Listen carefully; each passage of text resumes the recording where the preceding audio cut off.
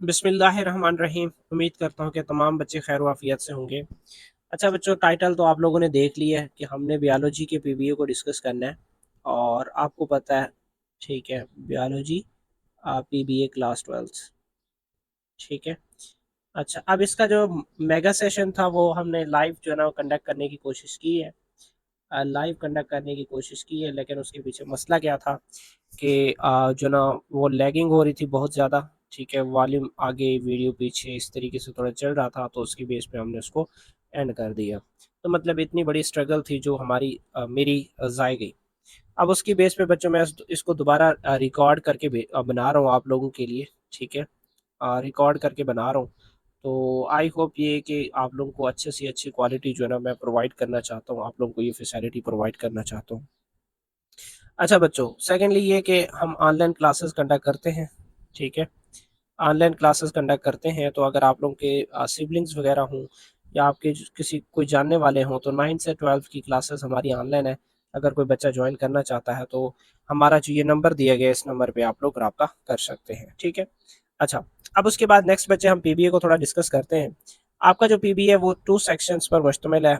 ठीक है, अगर सेक्शंस की बात करें तो 2 सेक्शंस है बच्चों। अब उन 2 सेक्शंस में एक है सेक्शन ए, दूसरा है सेक्शन बी। एक है सेक्शन ए, ठीक है, और बच्चों दूसरा है आपका सेक्शन सेक्शन बी। अब जो सेक्शन ए है और दूसरा सेक्शन बी है बच्चों, ठीक है। अब सेक्शन ए की बात करें, उसमें बच्चों 18 मार्क्स का पेपर आएगा और एक्सपेक्टेड ये है कि 3 क्वेश्चन उसमें पूछे जाएंगे। 3 क्वेश्चन उसमें होंगे। और दूसरी बात, सेक्शन बी बच्चे ये आपके 12 मार्क्स का है। ठीक है, और उसमें एक्सपेक्टेड ये है कि आपसे जो है ना बच्चों कितने 2 क्वेश्चंस पूछे जाए। ठीक है, और वो भी ईच क्वेश्चन जो है ना कितने मार्क्स का होगा, 6 का। और यहाँ पे भी 3 होंगे, तो ईच कितने का होगा, 6 मार्क्स का होगा। ठीक है, तो ये बच्चे एक जनरल जो है ना मैंने आपको बताया है कि इस तरीके से आपके पेपर का डिवीजन है। अब फिर मजीद मैंने आप लोगों को आपका जब पीबीए का गाइडिंग सेशन था, बहुत सारे बच्चों ने ज्वाइन भी किया होगा, तो उन सारे बच्चों को सारी चीज़ें पता होंगी। ठीक है, तो मुझे नहीं लगता कि मुझे समझाने की ज़रूरत है कि कौन से सेक्शन में से क्या क्या चीज़ आएगी। तो आई होप मैंने आप लोगों को ये क्लियरली एक दफ़ा पहले बता दिया था। आप लोग जो है वीडियो देख सकते हैं। उसके बाद बच्चों, आज के वीडियो का मकसद क्या था, हमने प्रैक्टिकल जो है ना सेक्शन ए में से हमने क्या करना था। ठीक है, हमने सेक्शन ए में से क्या करना था कि प्रैक्टिकल डिस्कस करने थे। इरादा तो मेरा पूरा था, लेकिन आपको पता है कि अब सारे लेक्चर एक साथ एक ही वे में कंडक्ट करना बड़ा मुश्किल हो जाता है। आपका जो प्रैक्टिकल्स है बड़े एक्सटेंसिव है, और मेरा जो पर्पस था वो एक समझ लें कि एक मास्टर पीस बनाना था। ठीक है, आपका एक मास्टर पीस बनाना था प्रैक्टिकल का, जो कि फॉर एवर आपके यूट्यूब पे आप लोग के लिए अवेलेबल होगा। ठीक है, इंशाल्लाह मैं दोबारा कोशिश करूंगा। मेरी वो एनर्जी तो नहीं है, लेकिन मैं फिर भी कोशिश करूंगा कि मैं उसको बहुत ज़्यादा अच्छे से पढ़ाऊँ आप लोग को। ठीक है। अच्छा, अच्छा बच्चों, तो अभी हमने बात की सर जी हम कितने प्रैक्टिकल इस वीडियो में करेंगे, 5 प्रैक्टिकल्स। ठीक है, डन है। अब उसके बाद मैं आप लोगों को कहता हूँ बच्चों, कुछ चीज़ें आप लोगों ने उठानी है, रजिस्टर साथ में उठा लेनी है। रजिस्टर आपके पास होना चाहिए, और उसके बाद नेक्स्ट आपके पास क्या होना चाहिए, पेन भी साथ में होना चाहिए। और उसके बाद साथ में कोई फूड वगैरह भी होनी चाहिए, ताकि आप लोग बोर ना हो। ठीक है, फूड वगैरह भी आपने उठा लेनी है, ताकि खाते भी रहो, लिखते भी रहो, समझते भी रहो। क्या बात है सर जी, क्या बात कर दी आपने। अच्छा, अब उसके बाद जो जो भी यहाँ पे क्वेश्चंस होंगे, डायग्राम्स होंगे, कोशिश मेरी यही है कि मैंने बहुत सारे क्वेश्चंस आपको दिए हैं, तो अब उनमें से कुछ तो मैं खुद करवाऊंगा, और ऐसा करवाऊंगा कि आपको सारा थ्योरी कंसेप्ट सारा कुछ क्लियर हो जाएगा। ठीक है सर जी, फिर हमने क्या करना है, आपने ये करना है कि जो क्वेश्चन, जो ग्राफ वगैरह का मैं कहूँ, जिन ग्राफ वगैरह का मैं कहूँ, उन ग्राफ को बच्चों आप लोगों ने प्रैक्टिस करके, ठीक है, उनकी प्रैक्टिस करनी है। और प्रैक्टिस करके आप लोगों ने मुझे जो ये नंबर दिया गया है, वैसे नीचे भी लिखा हुआ है, मैं ऊपर भी लिख देता हूँ कि 030944067118। ठीक है, 718 बच्चे, इस नंबर पे आप लोगों ने मुझे जो है ना वो आप जो वो पीबीए है, जिस जो ग्राफ वगैरह है, वो आपने मुझे इस नंबर पे शेयर कर देने हैं। ठीक है, इस नंबर पे आप लोगों ने मुझे वो ग्राफ वगैरह शेयर कर देने हैं। ठीक है, तो इससे मैं ये समझूंगा कि आप लोगों की कंट्रीब्यूशन कितनी है, कि जितना कंट्रीब्यूट मैं कर रहा हूँ, क्या आप लोग भी उतना कंट्रीब्यूट कर रहे हैं। इनशाला आई होप कि आप कंट्रीब्यूट करेंगे, जो हम ये मास्टरपीस बनाने जा रहे हैं आप लोगों के लिए, जो फॉर एवर आपके यूट्यूब पे रहेगा इनशाला, और आप लोगों को ये असिस्ट करता रहेगा। चलो जी। अच्छा, बच्चे ये प्रैक्टिकल मैंने आप लोगों को एक दफा बता भी दिए थे कि हमारे ये प्रैक्टिकल है, ठीक है, जिसमें हमने किन किन की बात करनी है। मैं सरसरी ऊपर से ओवरव्यू दूंगा, उसके बाद मैं आगे चलूंगा। देखिए बच्चों, पहला आपको पता है प्रैक्टिकल क्या है, कि जिसमें आपने क्या करना है, उन फैक्टर्स को स्टडी करना है, उन फैक्टर्स को स्टडी करना है जो आपकी एंजाइम की एक्टिविटी को क्या करते हैं, इम्पैक्ट करते हैं। ठीक है सर जी। अब पहला कौन सा फैक्टर है, इफेक्ट ऑफ टेम्परेचर। दूसरा फैक्टर कौन सा है, इफेक्ट ऑफ पीएच। तीसरा क्या है, इफेक्ट ऑफ एंजाइम कंसंट्रेशन। इन दो चीजों का आपने इफेक्ट पढ़ना है। ठीक है सर जी, डन है, ये प्रैक्टिकल डन हो गया हमारा। अच्छा, कि ये चीजें पढ़नी है, हमें पता चल गया। और किस किस पे पढ़ना है, इनका इम्पैक्ट किस पे होता है, वो रेट ऑफ एंजाइम की एक्टिविटी पे इम्पैक्ट हो सकता है। ठीक है सर जी, या फिर वो रेट ऑफ रिएक्शन पे इम्पैक्ट हो सकता है। यही चीजें हैं, तीनों का सेम पर्पज है। जस्ट ये कि आपके जो वेरिएबल्स है वो डिफरेंट है, इंडिपेंडेंट वेरिएबल आप जिसे कहते हैं, टेम्परेचर, पीएच और एंजाइम कंसंट्रेशन, ये डिफरेंट है। बाकी टारगेट हमारा सेम है, एंजाइम की एक्टिविटी, एंजाइम का रेट ऑफ रिएक्शन एटसेट्रा, ये चीजें हमें फाइंड आउट करनी है। ओके जी, डन है सर जी। चले अब हम अपने प्रैक्टिकल की तरफ चलते हैं। बच्चों, ग्राफ बनाने से पहले मैं आपको थोड़ा सा टेम्परेचर और जो यानी टेम्परेचर का जो इफेक्ट है, ठीक है, और उस टेम्परेचर का मतलब क्या इफेक्ट है आपके रेट ऑफ एंजाइम एक्टिविटी या फिर रेट ऑफ रिएक्शन पे, इस चीज को मैं आपको समझाना चाहता हूँ।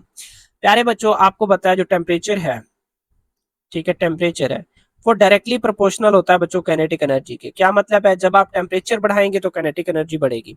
अब काइनेटिक एनर्जी बढ़ेगी तो उससे इफेक्टिव जो कोलियंस हैं मॉलिक्यूल्स की, कोलियंस बढ़ेंगे। अब जब कोलियंस होंगे, कोलियंस ज्यादा होंगे, तो उससे फिर जो रेट ऑफ रिएक्शन है, मतलब इफेक्टिव कोलियन होगी, और जो रेट ऑफ रिएक्शन है यानी जो प्रोडक्ट की फॉर्मेशन है वो बढ़ जाएगी। और यही चीज बच्चों सेम है आपके एंजाइम के लिए, कि एंजाइम जब टेम्परेचर बढ़ाएंगे तो एंजाइम का जो रेट ऑफ रिएक्शन है, वो भी एंजाइम का जो एक्टिविटी है वो भी क्या होगा, बढ़ जाएगा। ठीक है सर जी, ये समझ आ गई। आपने कहा कि एंजाइम की एक्टिविटी बढ़ जाएगी, लेकिन वो एंजाइम की एक्टिविटी स्पेसिफिक होती है, मतलब स्पेसिफिक टेम्परेचर चाहिए होता है आपके रेट ऑफ रिएक्शन या एंजाइम की वर्किंग के लिए। ठीक है, स्पेसिफिक टेम्परेचर चाहिए होता है। अब आप लोग यही कहोगे, ठीक है सर जी, वो हमें पता था, वो आपको बताने की जरूरत नहीं है, वो हमें पता है कि सर जी आप किसकी बात कर रहे हैं। सर आप ऑप्टिमम पीएच, ऑप्टिमम टेम्परेचर की बात कर रहे हैं। मैंने कहा ठीक है, वाह बच्चों क्या बात है, ऑप्टिमम टेम्परेचर की भाई हम बात कर रहे हैं। डन, मैंने कहा समझ गए हो आप लोग, तो मेरा पॉइंट ही आप लोगों ने पकड़ लिया। जबरदस्त, चलो जी, अब हम आगे चलते हैं। ठीक है, तो ये भी आप लोगों ने समझ लिया कि सर जी टेम्परेचर है वो कैनेटिक एनर्जी के डायरेक्टली प्रोपोर्शनल है। जब टेम्परेचर बढ़ाओगे तो मॉलिक्यूल्स की कैनेटिक एनर्जी बढ़ेगी, मॉलिक्यूल्स की फिर कैनेटिक एनर्जी बढ़ेगी तो उनकी स्पीड तेज हो जाएगी, इफेक्टिव कोलियन ज्यादा हो जाएंगे, इफेक्टिव कोलियन ज्यादा होंगे तो रेट ऑफ रिएक्शन बढ़ेगा। अब यही चीज फिर हमने बात की एंजाइम की, कि हमने कहा टेम्परेचर बढ़ाने से एंजाइम की एक्टिविटी तेज होती है। वजह क्या, कि एंजाइम मैक्सिमम अपनी एक्टिविटी पार्टिसिपेशन करते हैं और अब प्रोडक्ट रिएक्टेंट को प्रोडक्ट में कन्वर्ट करते हैं। लेकिन फिर भी हमने ये भी बात की, सर जी नहीं, एक खास टेम्परेचर होता है, ऐसा नहीं होता कि आप बढ़ाते जाओ तो रेट ऑफ रिएक्शन भी बढ़ता जाएगा, नहीं। एक खास टेम्परेचर होता है जिसपे एक एंजाइम मैक्सिमम एक्टिविटी शो करता है, उसके बाद नहीं करता। अब वो क्या है सर जी, वो है ऑप्टिमम पीएच। हमने बात की थी इस ऑप्टिमम पीएच की, मैंने भी बात की थी, आप लोगों ने भी समझ लिया। अब उसके बाद ऑप्टिमम पीएच के बाद क्या होता है, ऑप्टिमम पीएच के बाद जैसे टेम्परेचर, ओ सॉरी, ऑप्टिमम टेम्परेचर है, सॉरी, ऑप्टिमम टेम्परेचर के बाद जब टेम्परेचर बढ़ाते हो, इंक्रीज करते हो, तो उससे फिर आपकी जो एक्टिविटी है, जो रेट है, वो डिक्रीज हो जाती है। रेट क्या हो जाता है, डिक्रीज हो जाता है। और रेट डिक्रीज भी ऐसे होता है कि आपका जो मतलब मुकम्मल तौर पर जीरो पर पहुंच जाता है, जीरो पे क्या कर जाता है, रीच कर जाता है। अच्छा सर जी, जीरो तक रीच कर जाता है। अब ऐसा क्यों होता है, एक्चुअली उसके पीछे वजह यह है कि आपका जो इंजाइम है बच्चों, वो क्या हो जाता है, डीनेचर हो जाता है।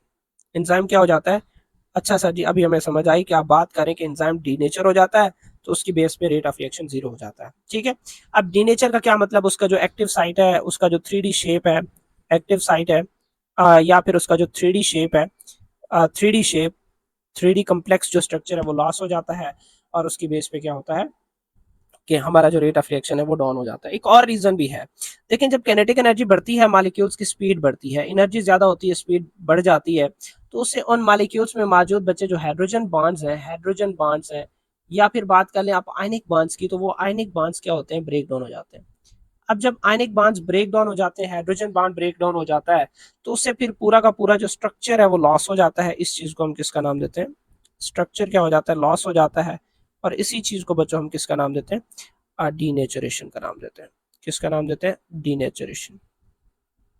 आई होप आप बात आपको क्लियर अच्छे से समझ आ गई है, मैंने जो जो बातें की हैं आप लोगों को क्लियर है। ठीक है, अच्छा, दो तरीके की मैंने बात वजाहत दी है। पहली बात तो मैंने कहा टेम्परेचर बढ़ेगा तो एंजाइम डीनेचर हो जाएगा, उसकी जो एक्टिव साइट है या जो 3D शेप है वो लॉस हो जाएगी।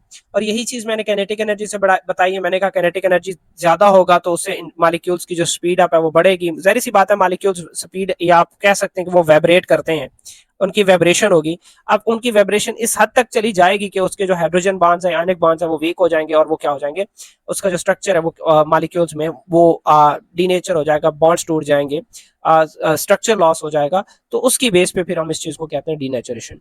टेम्परेचर से रेलेवेंट बच्चों जितनी भी चीजें थी, इन्फॉर्मेशन थी, वो मैंने आपको बता दिया। अब मैं थोड़ा सा इस ग्राफ को बताता हूँ, फिर मैं आगे चलता हूँ।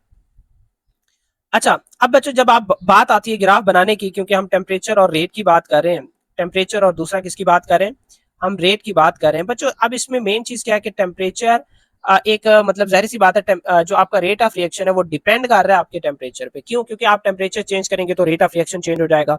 तो इसका मतलब क्या कि बच्चों टेम्परेचर आपका है इंडिपेंडेंट वेरिएबल। टेम्परेचर क्या है आपका? Independent variable. Independent variable, independent variable, variable. चलो अच्छा, कुछ नहीं। अब उसके बाद रेट बच्चों क्या है आपका? डिपेंडेंट वेरिएबल है। अच्छा सर, ये बात है। रेट क्या है आपका? Dependent variable. क्यों? क्योंकि टेम्परेचर को चेंज करोगे तो ही रेट चेंज होगा ना, अदरवाइज तो नहीं होगा। तो इसी वजह से कि your rate is depending upon the temperature. If you increase the temperature then rate of reaction will be increased, otherwise decrease करोगे तो डिक्रीज ही होगा।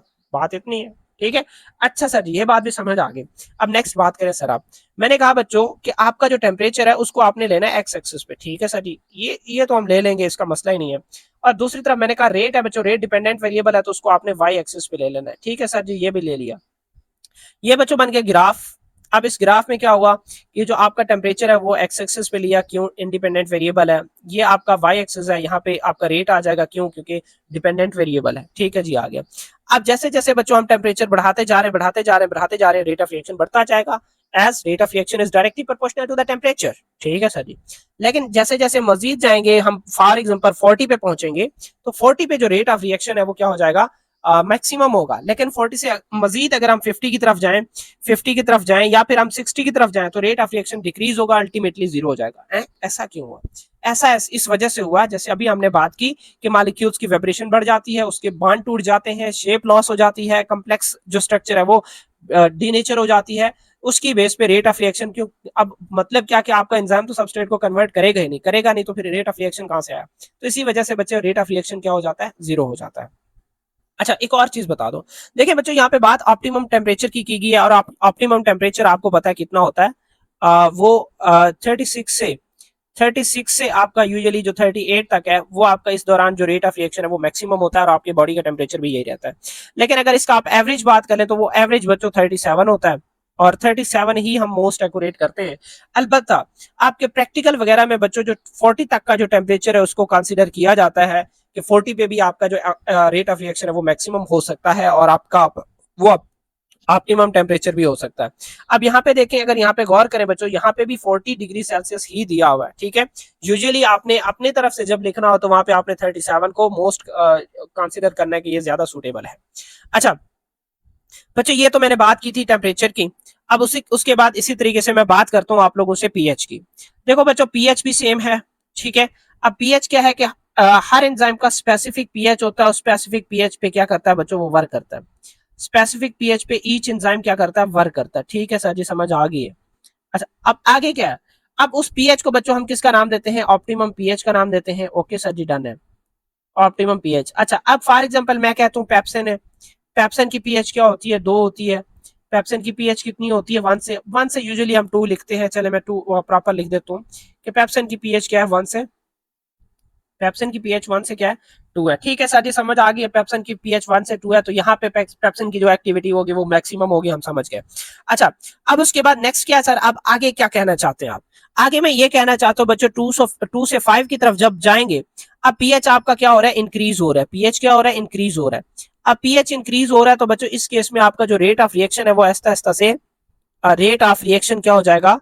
रेट ऑफ रिएक्शन बच्चों क्या हो जाएगा? डिक्रीज हो जाएगा। क्या हो जाएगा? रेट ऑफ रिएक्शन डिक्रीज हो जाएगा। अच्छा सर डिक्रीज हो जाएगा, तो अब यूजुअली 2 से 5 की तरफ जा रहे, रेट ऑफ रिएक्शन डिक्रीज हो जाएगा, लेकिन 5 पे जैसे पहुंचेंगे बच्चों, 5 पे जब पहुंचेंगे आप लोग, तो 5 पे जब आपका जो रेट ऑफ रिएक्शन है वो क्या हो जाता है, आपका नेग्लिजिबल जीरो हो जाता है। रेट ऑफ रिएक्शन क्या हो जाता है, जीरो।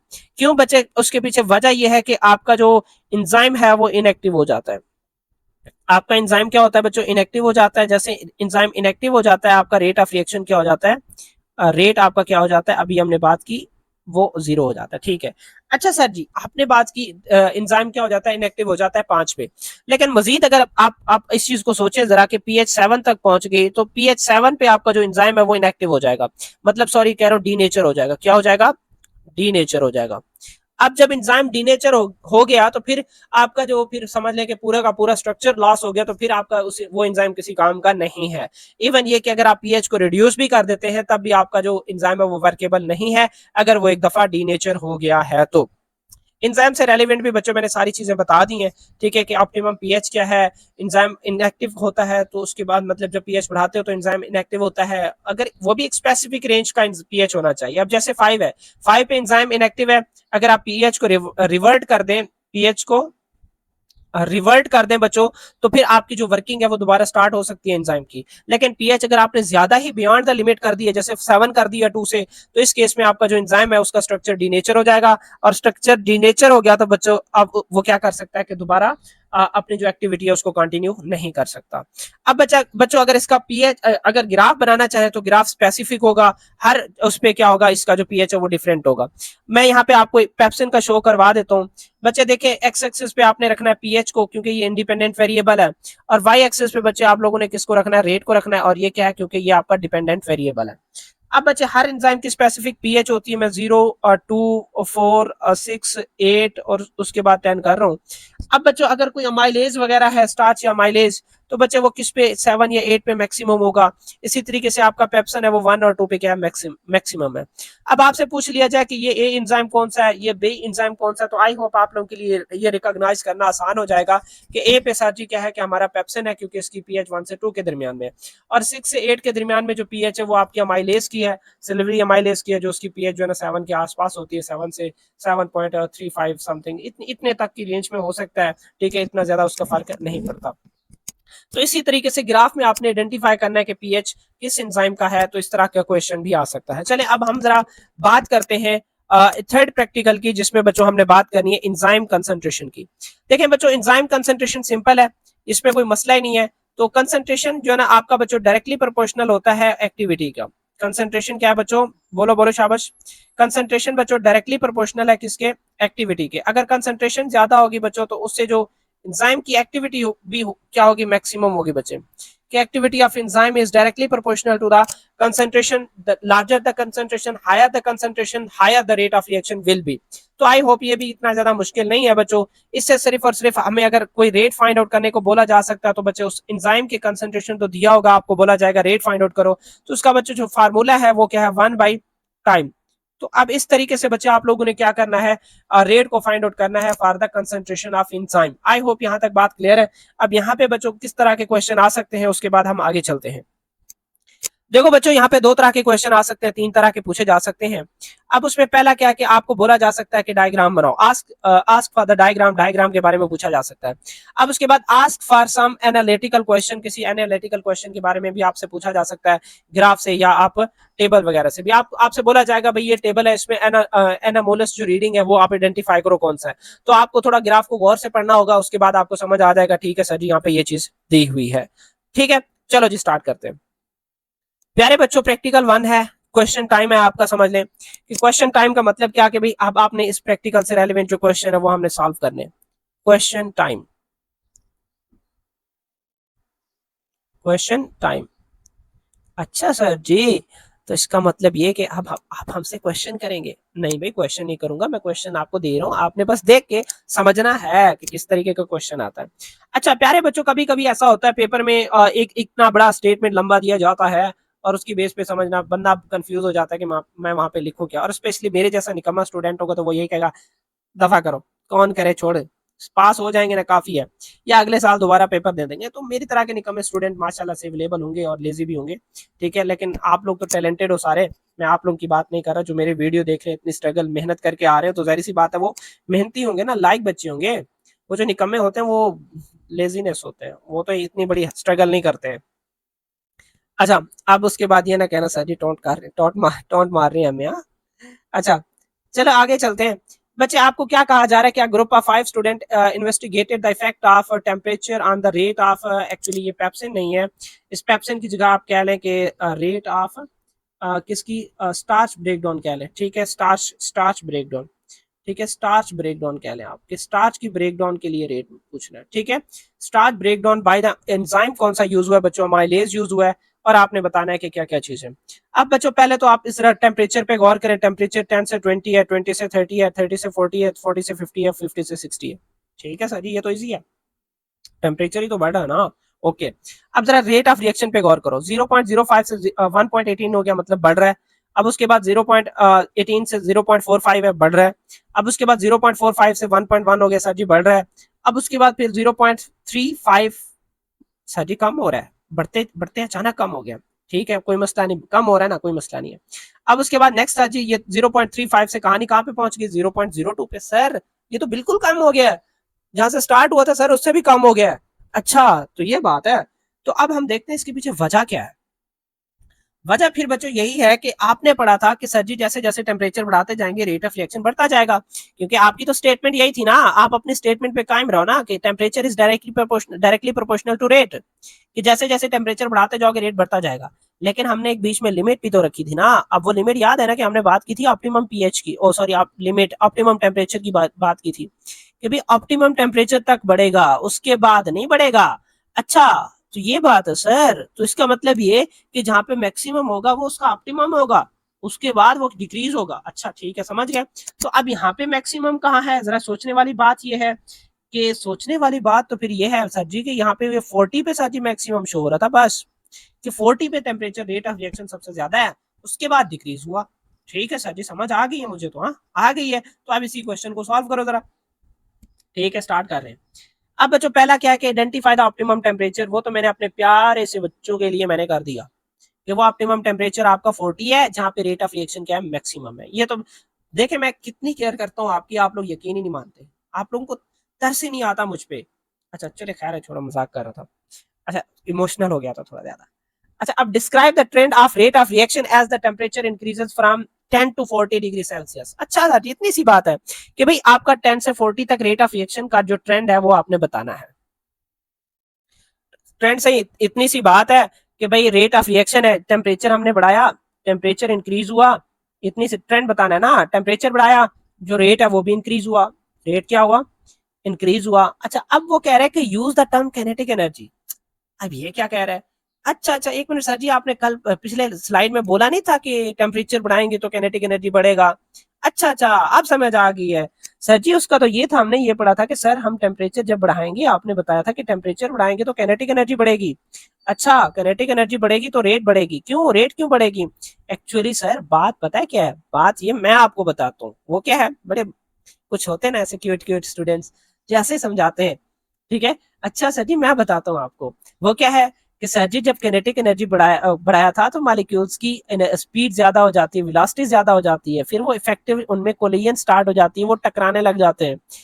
कहीं वो एग्जांपल तो नहीं है सर जी, रेस ज्यादा लगाएंगे तो एक्सीडेंट के चांसेस ज्यादा होंगे? जी वही वाला यहाँ पे भी, काइनेटिक एनर्जी जब बढ़ाएंगे तो उससे क्या होगा? नंबर ऑफ इफेक्टिव कोलिजन ज्यादा होंगे। नंबर ऑफ इफेक्टिव कोलिजन का मतलब क्या, कि मॉलिक्यूल ज्यादा टकराएंगे तो उनकी जो इफेक्टिव कोलिजन से फिर क्या प्रोड्यूस होंगे? आपके प्रोडक्ट प्रोड्यूस हो जाएंगे। तो मतलब ये कि आपका ज्यादा प्रोडक्ट बनेंगे, रेट ऑफ रिएक्शन बढ़ रहा है। तो यहाँ पे भी यही चीज है बच्चों, कि टेम्परेचर बढ़ाने से काइनेटिक एनर्जी बढ़ती है, काइनेटिक एनर्जी के बढ़ने से इफेक्टिव कोलिजन बढ़ती है, इफेक्टिव कोलिजन के बढ़ने से रेट ऑफ रिएक्शन ज्यादा हो जाता है।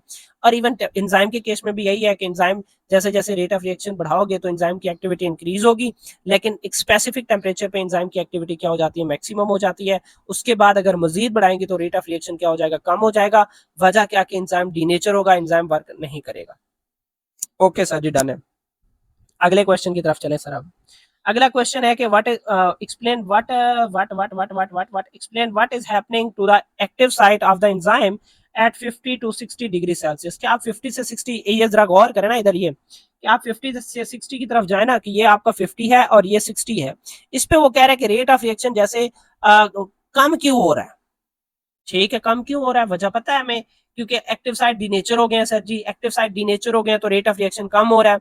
अच्छा, अब उसके बाद फिर मजीद क्या बात है कि why does the reaction rate drop at 0.0 and at 60 degree Celsius. वो कह रहे हैं कि 60 डिग्री सेल्सियस पे रेट ऑफ रिएक्शन जीरो क्यों हो जाता है। अगर आप चाहें तो उसको जीरो बना दें कि 60 डिग्री सेल्सियस पे रेट ऑफ रिएक्शन जीरो क्यों हो रहा है। And reference the stability of hydrogen. तो बच्चों एक्चुअली मैंने आपको बताया था, समझाया था, डिटेल से समझाया था, आपके कान खींच के नहीं समझाया, बस ये गलती है मेरी। वो ये है बच्चों कि मैंने बोला था कि जैसे ही टेम्परेचर बढ़ेगा तो एनर्जी बढ़ेगी, इफेक्टिव कोलिजन बढ़ेगी। तो वो जो वीक बॉन्ड है ना, वीक बॉन्ड, अब वीक बॉन्ड आपका हाइड्रोजन वीक बॉन्ड है, अब weak bond like hydrogen weak bond है, तो वो वीक बॉन्ड क्या हो जाएंगे, हाई काइनेटिक एनर्जी पे ब्रेक हो जाएंगे। जब ब्रेक हो जाएंगे तो आपके हाइड्रोजन बॉन्ड स्टेबल ही नहीं होंगे, इंस्टेबिलिटी हो जाएगी।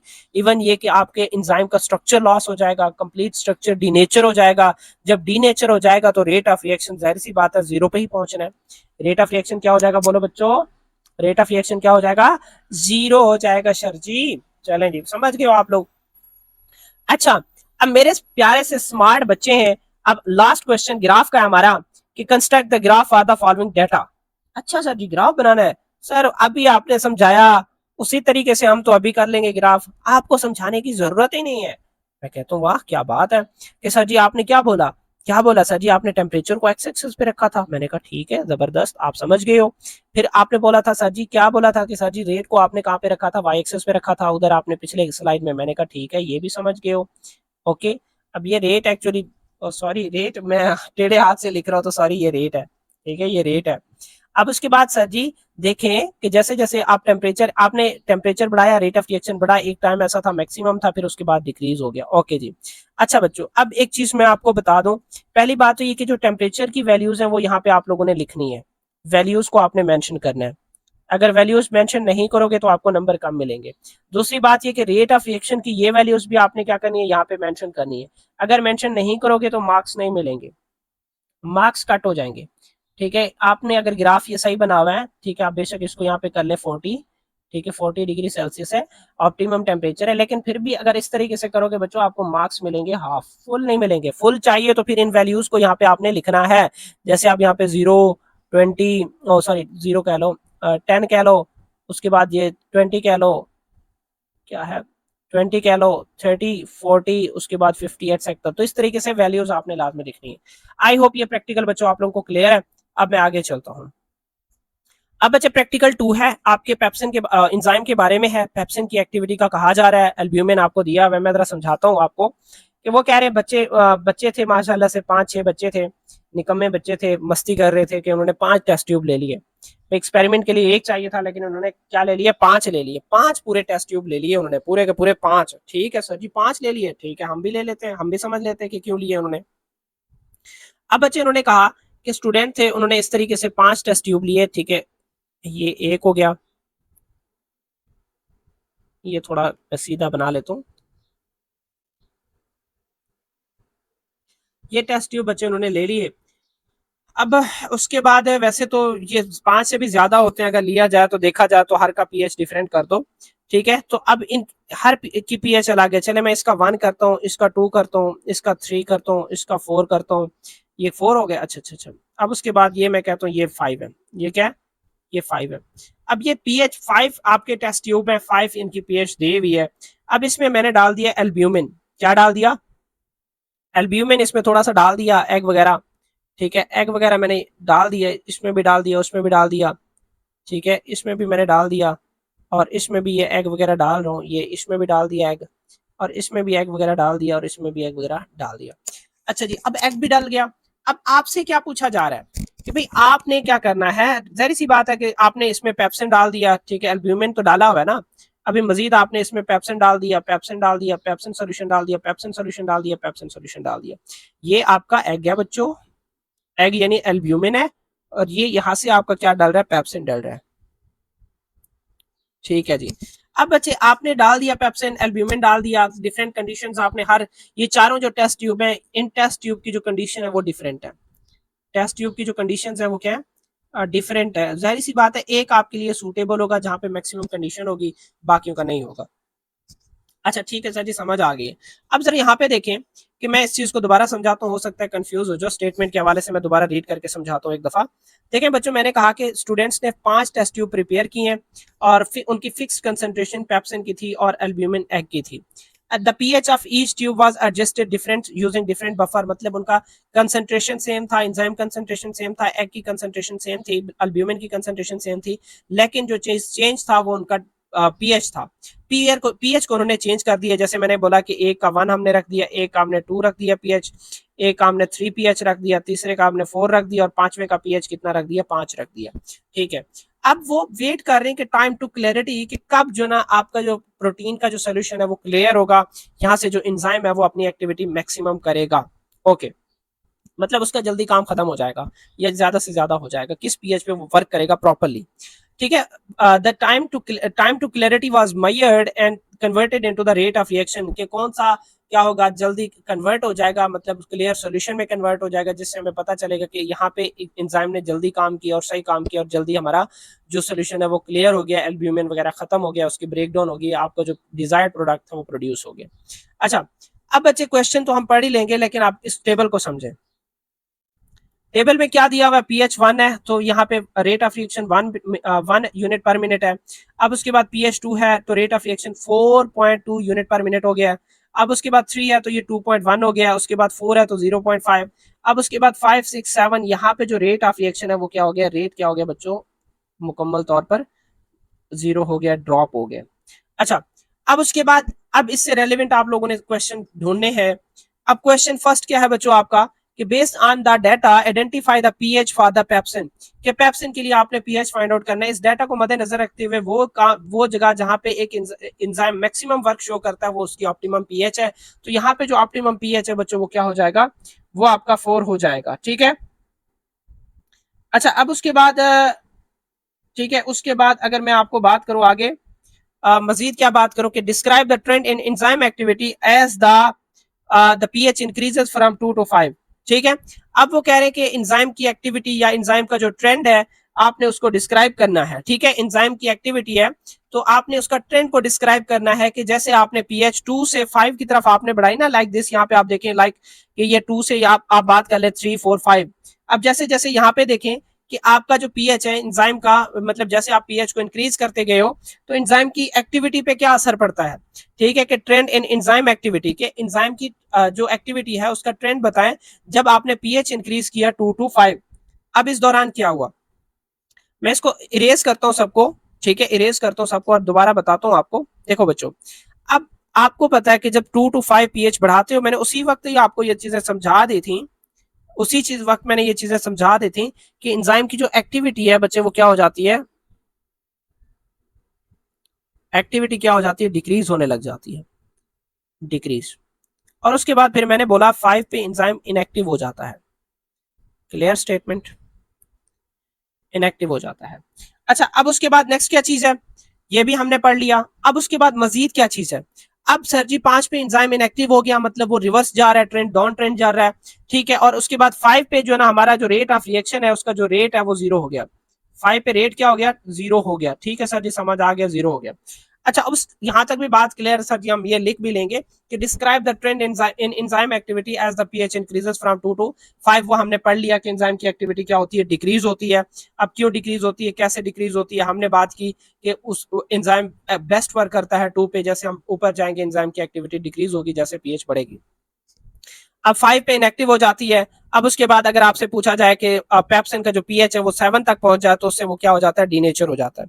लेकिन उसके बाद बच्चों अगला क्वेश्चन देखो जरा, अगला क्वेश्चन आपको क्या कहा जा रहा है कि why does the most enzyme in human body has optimum pH near 7, कि ह्यूमन बॉडी में जो एंजाइम होती हैं वो नियर 7 पीएच पे क्यों वर्क करती हैं, पेप्सिन को छोड़ के, या एक दो ऐसे एंजाइम हैं जिनकी पीएच ऊपर या नीचे होती है, अदरवाइज यूजुअली जो भी पीएच है वो 7 के आसपास है। अब माउथ की पीएच की बात कर ले 7 है, या आपके इंटेस्टाइन के पीएच की बात कर ले वो भी नियरली 7 से 8 के दरमियान में है। तो सिर्फ एक्सेप्शन आपके स्टमक के उसकी बात आती है पेप्सिन की, बाकी सारे यूजुअली 7 से 8 के बीच में, मतलब जो न्यूट्रल मीडियम है उस पर काम करते हैं। अब ऐसा क्यों है वो कह रहे हैं, देखिए उसके पीछे वजह ये कि उसका शेप मेंटेन रहता है। शेप मेंटेन रहता है, जो कि हम कहते हैं कि ये 3D कॉम्प्लेक्स शेप है। अब उसके बाद नेक्स्ट हमें क्या मेन चीज क्या है कि उसका जो प्रोटीन है शेप स्टेबल रहता है इस पीएच पे और प्रॉपरली वर्क करता है, और उसके जो हाइड्रोजन बॉन्ड है एच बॉन्ड्स वो भी क्या होते हैं इस पे वो स्टेबल होते हैं। और उसमें हाइड्रोजन आयंस की क्वांटिटी भी, अगर आप हाइड्रोजन आयंस की क्वांटिटी कह लें, वो भी क्या होती है, नॉर्मल होती है, वो भी नहीं ज्यादा होते, मतलब एसिडिक इन्वायरमेंट नहीं होता, वो भी नॉर्मल होते हैं, ना ज्यादा होते हैं ना कम होते हैं। तो इस वजह से क्या होता है कि जो 7 पीएच है उसको एक अच्छा पीएच कंसिडर किया जाता है। अच्छा, अब उसके बाद नेक्स्ट क्या चीज है, आगे चलते हैं। आगे ये है कि why does pepsin specifically require high pH acidic pH for to function. तो अब इसके पीछे बच्चे वही है कि पेप्सन जो है ना इनएक्टिव होता है, उसको एक्टिव करने के लिए जो एसिडिक मीडियम है वो क्या है, रिक्वायर होती है। इनएक्टिव है, उसको एक्टिव करने के लिए बच्चों क्या चाहिए होता है, एसिडिक मीडियम चाहिए होता है। इवन उसके स्ट्रक्चर को अनफोल्ड करने के लिए, इवन उसको जो सेल्फ क्लीव है, सेल्फ क्लीवेज करने के लिए, मतलब जाहिर सी बात है कि उसका जो इनएक्टिव पार्ट है उसको रिमूव करने के लिए भी जो है ना इसी की जरूरत होती है। अच्छा, अब उसके बाद नेक्स्ट क्या चीज है बच्चों, how explain how a change in pH lead to the denaturation. अब ये बड़ा मजे की क्वेश्चन है कि बच्चों अगर सडन चेंज इन पीएच आ जाए, अभी पेप्सिन की मैं बात करूं तो देखो बच्चों, पेप्सिन है, पेप्सिन अगर इसका पीएच 7 के आसपास पहुंच जाए, 7 के आसपास इसका पीएच पहुंच जाए, तब बच्चे ये क्या हो जाता है, पेप्सिन डीनेचर हो जाता है। क्या हो जाता है, डीनेचर हो जाता है। 5 तक इनएक्टिव रहता है, 5 है तो इनएक्टिव है, लेकिन उससे ज्यादा बढ़ेगा तो वो डीनेचर हो जाएगा और अपनी जो एक्टिविटी है उसे मुकम्मल तौर पर क्या कर देगा, लॉस कर देगा। अच्छा, अब उसके बाद नेक्स्ट क्या चीज है कि mention the effect ionic charge. Ionic charge का क्या इंपैक्ट पड़ता है विद इन एक्टिव साइट। जाहिर सी बात है कि बच्चों जब पीएच है, पीएच चेंज हो जाएगा तो उसके जो चार्ज है वो इम्बेलेंस हो जाते हैं। क्या हो जाते हैं, जो चार्ज है बच्चे वो क्या हो जाते हैं, वो चार्ज ब्रेक डाउन हो जाते हैं या चार्ज चेंज हो जाते हैं, लाइक पॉजिटिव चार्ज या नेगेटिव चार्ज होता है अमीनो एसिड्स का, तो वो चार्ज में चेंजेस आ जाती हैं। ठीक है। अच्छा, अब इसकी एग्जांपल अगर आप चाहते हैं तो मैं बता देता हूँ, जो लाइसिन है फॉर एग्जांपल, अब इसके जो एक्टिव साइट, जाहिर सी बात है अमीनो एसिड है, तो इसका जो है ना इसके ऊपर नेगेटिव चार्ज होता है, नेगेटिव चार्ज पार्टिकल है। अब इसी तरीके से अगर आप एस्पर्टेट की बात कर लें, एस्पर्टेट की बात कर लें बच्चों, तो वो क्या होता है कि वो आपका पॉजिटिव चार्ज अमाइनो एसिड है। ठीक है, तो ये इन चीजों को आप देख सकते हैं। अच्छा बच्चों, आई होप यहाँ तक बात क्लियर है। अब अगर आप लोग को ग्राफ बनाने का बोल दिया जाए तो वो आई होप आप लोग बना पाएंगे। मैंने शुरू में भी बताया था इसका बच्चों, ग्राफ आप लोगों ने बनाना है, ग्राफ बनाना है, और ग्राफ को मुझे व्हाट्सएप पे शेयर कर देना है। क्या कर देना है, व्हाट्सएप पे शेयर कर देना है, ताकि मुझे पता चले कि आप लोग जब पढ़ रहे थे साथ में इसकी एक्टिविटी भी आप परफॉर्म करते रहे होगे। ठीक है। अच्छा, अब उसके बाद प्रैक्टिकल 1 में नेक्स्ट क्वेश्चन है बच्चों कि ये बड़ा इजी है, इतना मुश्किल नहीं है, इसका मैं आप लोगों को एज असाइनमेंट के तौर पर दे रहा हूँ। इस क्वेश्चन को जस्ट मैं क्वेश्चन रीड कर रहा हूँ और आपको समझा देता हूँ कि the graph below shows the rate of reaction for 3 different digestive enzyme A B C. ये आपको 3 डाइजेस्टिव एंजाइम दिए गए, ए बी और उसके बाद एंजाइम सी। अब उसके बाद इनकी पीएच लेवल डिफरेंट है। अब पहली बात तो ये कह रहे हैं कि identify the which enzyme A B C, मतलब ये कौन कौन से एंजाइम है और किस पीएच पे वो ज्यादा एक्टिव है। तो आप लोगों को समझ आ रही होगी। अब justify why enzyme A can not function in the same environment as C. वो आपको पता है हर एंजाइम का एक ऑप्टिमम पीएच होता है जिसपे वो क्या करते हैं, मैक्सिमम वर्क शो करते हैं। अब name the part of digestive enzyme where B is most active. B enzyme कौन सा वो एंजाइम है जो जहां जहां पे इसकी जो एक्टिविटी है वो मैक्सिमम होती है। तो आई होप ये चीज आपको क्या आ जाएगा, समझ आ जाएगा। ठीक है। अच्छा, अब उसके बाद नेक्स्ट क्या चीज है, नेक्स्ट जो ना हम अगर अगले प्रैक्टिकल की तरफ चल रहे हैं, थर्ड प्रैक्टिकल कंसंट्रेशन के बारे में था, जहां से रेट ऑफ रिएक्शन का इस तरीके से क्वेश्चन आ सकता है। बच्चे क्वेश्चन बहुत ज्यादा आ सकते हैं, एग्जामिनर अपने तरीके से बना सकता है, लेकिन मैं आपको समझाने के लिए, प्रॉपर समझाने के लिए मैं इस मेथड का इस्तेमाल कर रहा हूँ।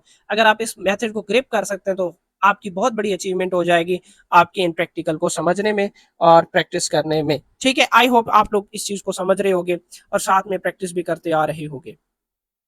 ओके बच्चों, अब उसके बाद नेक्स्ट क्या चीज है कि 5 जो मतलब ये कि एक स्टूडेंट है, उसने 5 टेस्ट ट्यूब्स लिए। ठीक है, उसके बाद डिफरेंट कंसंट्रेशन ऑफ उसने क्या लिए, एंजाइम लिए। अब उसके बाद 2 4 6 एंड 2 4 6 8 एंड 10, मतलब हर अमाइलेज मतलब ये कि 5 टेस्ट ट्यूब है, उन 5 टेस्ट ट्यूब में क्या लिया उन्होंने, डिफरेंट एंजाइम की कंसंट्रेशन ली, और उसके बाद उस एंजाइम तो डाल दिया, लेकिन उसके बाद उसमें जो स्टार्च सोल्यूशन है उसकी क्वांटिटी उन्होंने फिक्स रखी। अब उसके बाद उसने क्या किया कि भाई कहा क्या जा रहा है कि time taken for the starch to be completely hydrolyzed is recorded using iodine test. Iodine test को यूज करके उन्होंने देखा कि स्टार्च कितने जल्दी कंज्यूम हो गया और कौन से एंजाइम ने किस क्वांटिटी वाले या किस टेस्ट ट्यूब में जो एंजाइम है वो सबसे पहले यूटिलाइज हो गया। बच्चे यहाँ पे आपको दिया गया एंजाइम कंसंट्रेशन 2% है, रेट ऑफ रिएक्शन 120 सेकेंड है, मतलब आपकी कंसंट्रेशन 2% है, आपके जो 1% सोल्यूशन स्टार्च सोल्यूशन है उसको खत्म करने के लिए 120 सेकेंड लगे। मुझे 1 मिनट पानी पीने दो, मेरा गला डाउन हो गया। अच्छा, अब उसके बाद नेक्स्ट देखें कि ये 4% है और यहाँ से कितना है कि ये 60%, मतलब ये कि जैसे आपका जो एंजाइम कंसंट्रेशन बड़ा टाइम आपका काम हो गया। अब उसके बाद नेक्स्ट क्या चीज है कि 6% है तो ये कितना हो गया 40% हो गया। अगर ये 8% है तो उसके बाद ये क्या हो जाएगा 30 हो जाएगा। अब उसके बाद 10% है तो ये मजीद क्या हो जाएगा ये 24% हो जाएगा। आई होप यहाँ तक आप लोगों को बात समझ में आ गई है कि हो क्या रहा है कि जैसे जैसे हम कंसंट्रेशन बढ़ाते जा रहे हैं तो उस कंसंट्रेशन के बढ़ाने से आपका जो टाइम है वो भी कम लग रहा है। क्या मतलब है कि रेट ऑफ रिएक्शन फौरन अकर हो रहा है। रेट ऑफ रिएक्शन क्या हो रहा है फौरन अकर हो रहा है, आपका टाइम कम लग रहा है, फिर फौरन जो है ना आपका जो मतलब जो आपका रिएक्टेंट है वो प्रोडक्ट में कन्वर्ट होता जा रहा है। क्यों? क्योंकि पास हमारे पास एंजाइम बहुत ज्यादा है इस एक्टिविटी को परफॉर्म करने के लिए। आई होप यहाँ तक आप लोग बात समझ गए होंगे। अब हमें क्या करना है बच्चों, हमें क्या करना है, हमें सिर्फ यही करना है कि ये जो आपको क्वेश्चन दिए गए हैं इन क्वेश्चन का आंसर करना है। पहली बात तो ये कि आप लोगों को समझ आ गया होगा कि क्या क्या बातें की गई हैं, क्या क्या यहाँ पे समझ लिखा हुआ है। अब find out the rate of reaction कि रेट इज इक्वल टू 1/टाइम, ये आप लोगों ने अभी पढ़ा, ठीक है। मैंने बताया था जो कि आप लोग भूल गए थे। अब उसके बाद फिर आपने क्या करना है, draw a graph between enzyme concentration and the rate of reaction, के एंजाइम कंसंट्रेशन और रेट ऑफ रिएक्शन के दरमियान में आपने ग्राफ बनानी है। अब उसके बाद identify the dependent and independent variable, independent और डिपेंडेंट वेरिएबल आपने क्या करनी है इसमें आइडेंटिफाई करनी है। ठीक है, समझ आ गई। अब सबसे पहले तो बच्चों क्या करना है कि यहाँ पे इस बॉक्स में आपने रेट फाइंड आउट करना है हर एक का। अब देखें बच्चों, यहाँ पे आपको दिया गया पहले का, तो इसका 1/21, sorry sorry sorry sorry sorry sorry गलती हो गई है, माजरत माजरत गलती हो गई है सर जी, ऐसे ना। तो 1 डिवाइडेड बाई बच्चों क्या हो जाएगा 120 हो जाएगा। फिर क्या हो जाएगा बच्चों 1 डिवाइडेड बाई 60 हो जाएगा, थोड़ा नीचे हो रहा है इसको देख लीजिएगा। अब उसके बाद बच्चों 1 बाई क्या हो जाएगा 40 हो जाएगा। अब उसके बाद बच्चों 1 बाई क्या हो जाएगा 30 हो जाएगा। और उसके बाद बच्चों 1 बाई क्या हो जाएगा 24 हो जाएगा। अब बच्चों इन सब से आपका जो है ना रेट की वैल्यू आ जाएगी, ठीक है, रेट की वैल्यू आ जाएगी। अब वो रेट पर सेकंड में आएगा। डन है सर जी, ये भी हमें पता चल गया। अब बच्चों फिर आपने क्या करना है कि जैसे एंजाइम कंसंट्रेशन और उसके बाद रेट ऑफ रिएक्शन को क्या करना है, ग्राफ बनाना है। ठीक है, मैं जस्ट सरसरी आपको समझा रहा हूं, उसके बाद ग्राफ और वैल्यूज आपने खुद पुट करनी है। पहली बात तो ये कि इनकी वैल्यूज को निकालना है, निकाल लिया आपने, ठीक है, प्रोसीजर आपका ठीक होना चाहिए। अब उसके बाद आपको पता है बच्चों एंजाइम कंसंट्रेशन क्या है, ये इंडिपेंडेंट वेरिएबल है। एंजाइम कंसंट्रेशन क्या है, इंडिपेंडेंट वेरिएबल है। अब उसके बाद रेट ऑफ रिएक्शन क्या है बच्चों, ये आपका डिपेंडेंट वेरिएबल है। ये क्या है आपका डिपेंडेंट वेरिएबल है। अच्छा, अब उसके बाद आप क्या करेंगे, जो सॉरी एंजाइम कंसंट्रेशन है, सॉरी एंजाइम को कंसंट्रेशन को आप यहाँ पे लेंगे, कंसंट्रेशन को, ये एक्स एक्सिस पे आ गया। अब उसके बाद दूसरा बच्चे जो रेट ऑफ रिएक्शन है वो आपका क्या आ गया, डिपेंडेंट वेरिएबल है, वाई एक्सिस पे आ गया। यहाँ पे आप लोगों ने बच्चों क्या लिख लेना है, यहाँ पे लिख लेना है रेट। ओके, अब बच्चों इसका जो ग्राफ यूजुअली बनेगा वो सीधा इस तरीके से ऊपर जाएगा, लीनियर ग्राफ बनेगा। तो अब आप लोगों का काम है कि आप लोग यहाँ पे कंसंट्रेशन लिखोगे, यहाँ पे कंसंट्रेशन जो ये लिखी हुई है इधर ऊपर, ये वाली कंसंट्रेशन लिखनी है इस एक्स एक्सिस पे। और उसके बाद वाई एक्सिस पे बच्चों ये जो आप लोगों ने ये वैल्यू निकालनी है, ये वाली वैल्यू निकालनी है। और उसके बाद फिर ये 2% पे इसको आप लोगों ने मैच करना है, फिर उसके बाद ये 4% पे मैच करना है, ये उसके बाद ये 6% पे मैच करना है, और उसके बाद ये 8% पे मैच करना है, और उसके बाद ये 10% पे उसको मैच करना है। ठीक है, इस तरीके से जहां तक मुझे लगता है ग्राफ बनेगी समथिंग ऐसा। ठीक है, इस तरीके से ये बनेगी। तो मतलब यहाँ पे इनकी वैल्यूज इधर जो ना इनकी वैल्यूज आई होप ये लाई करेंगी। तो इस चीज को आप लोग देख लीजिएगा। यहाँ तक आप लोगों का बच्चों फर्स्ट प्रैक्टिकल जो ना मेरी तरफ से क्या होता है, एंड होता है। फर्स्ट प्रैक्टिकल बच्चों, प्रैक्टिकल फर्स्ट क्या होता है, प्रैक्टिकल फर्स्ट क्या होता है बच्चों, एंड होता है। ठीक है, फर्स्ट प्रैक्टिकल हमारा क्या हो गया, एंड हो गया। आई होप बच्चों आप लोगों को क्या आ गया, ये समझ आ गया है। अगर समझ आ गया तो बच्चों आप लोग जो ना इसमें 5 मिनट की 5 मिनट की ब्रेक ले, ठीक है, 5 मिनट की ब्रेक ले, उसके बाद हम फिर क्या करते हैं, नेक्स्ट जो प्रैक्टिकल है वो स्टार्ट करते हैं। Okay, welcome back for 5 minute.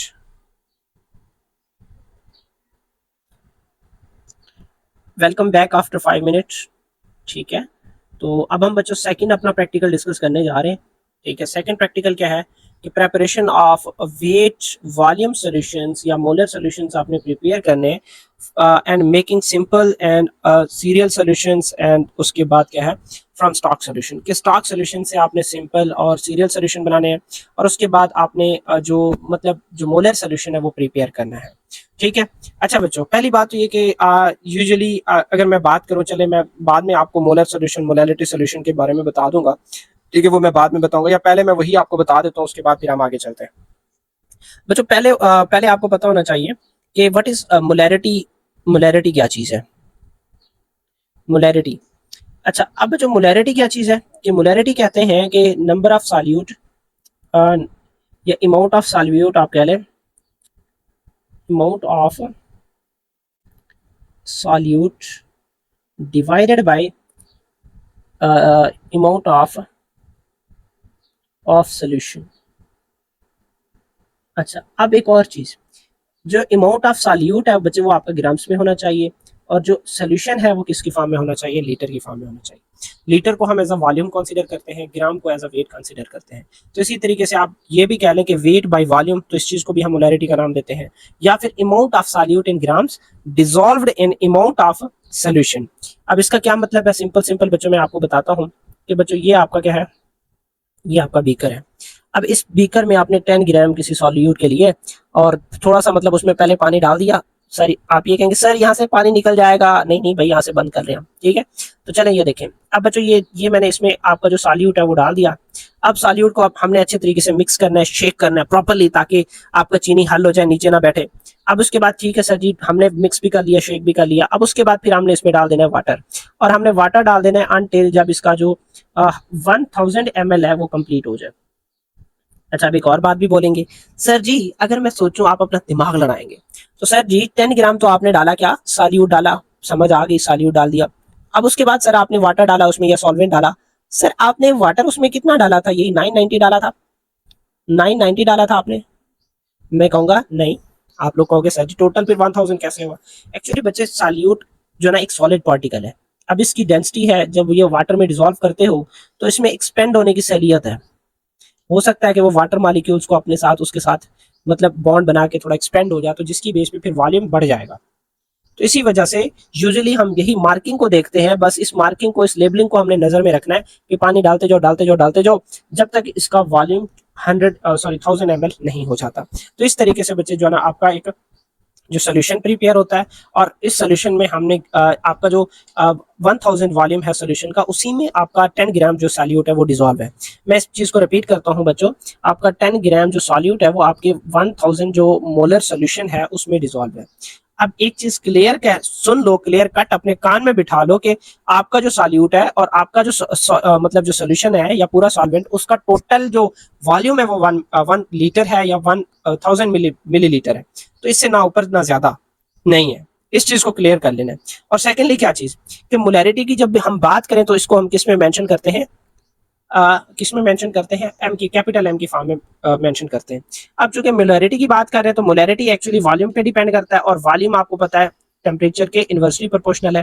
Temperature बढ़ेगा तो डायरेक्टली प्रोपोर्शनल है, डायरेक्टली प्रोपोर्शनल है। टेम्परेचर बढ़ेगा तो volume is directly proportional to temperature. तो अगर आप टेम्परेचर बढ़ा रहे हैं तो टेम्परेचर से फिर जो मोलैरिटी है वो भी चेंज हो सकता है। तो इस चीज को भी देखना है। पहली बात तो ये कि मोलैरिटी टेम्परेचर डिपेंडेंट है। दूसरी बात ये कि इसको एम से मेंशन करते हैं। तीसरी बात क्या है कि amount of solute dissolved in the amount of solution, ठीक है, in total amount of solution. तब आपका क्या होगा? मोलैरिटी आएगा। इसमें वही हमने जो अमाउंट ऑफ सॉल्यूट है वो ग्राम में लेना है, और अमाउंट ऑफ जो सॉल्यूशन है वो हमने लीटर में लेना है। आई होप बच्चों यहाँ तक बात क्या है, क्लियर है। अच्छा, अब उसके बाद मैं फिर मोलैरिटी की बात करता हूँ, वैसे लिखी भी हुई है डिफरेंस, और सॉरी मोलैलिटी की बात करता हूँ। मोलैलिटी, अच्छा ठीक है सर जी, मोलैलिटी की आप बताएं हमें। अब मोलैलिटी क्या है बच्चों की? इसमें अमाउंट ऑफ सॉल्वेंट जो है ना वो सॉल्यूट जो सॉल्यूट है वो ग्राम में है। अमाउंट ऑफ सॉल्यूट वो किस में बच्चों? ग्राम में है। और उसके बाद जो सोल्यूशन है वो आपका 1 DM³ है। अब इसमें जो आपका DMQ कह रहा हूँ, जो सॉल्वेंट है बच्चे वो आपका केजी में है, 1 kg। अब एक चीज इसमें क्लियर आप लोग जरा याद कर ले, समझ रहे कि बच्चों मोलैरिटी में क्या था कि आपने टोटल आपने इतना सॉल्व करना था, डिसॉल्व करना था कि भाई आपने इसमें 10 ग्राम डाला था, उस वक्त 10 ग्राम डाला था, टोटल आपने क्या किया था, 1 मिलीलीटर किया था। लेकिन यहाँ पे नहीं है बच्चे, इस पे 1 kg आपका सॉल्वेंट है। सॉल्वेंट क्या है, 1 kg है। अब इस 1 kg सॉल्वेंट में आपने क्या करना है बच्चे, 1 kg सॉल्वेंट में आपने क्या करना है, इस 1 kg सॉल्वेंट में आपने जो सॉल्यूट है उसको ऐड करना है। 1 kg सॉल्वेंट है, उसमें आपने अपना सॉल्यूट ऐड करना है, वो चाहे जितना हो, वो 1 मोल हो, 2 मोल हो, 3 मोल हो, 4 मोल हो, वो चाहे चाहे आपका 1 ग्राम है, 2 ग्राम है, एक्सेट्रा, वो आपका एक अलग चीज है। ठीक है, उसका एक अलग बात है, वो एक अलग चीज है। ठीक है, अब वो चाहे जितना भी हो, 5 अगर आप मोल डाल रहे हैं तो उसकी 5 मोलैलिटी आएगी, 3 मोल डाल रहे हैं तो उसकी 3 मोलैलिटी आएगी, वो एक अलग चीज है बच्चे।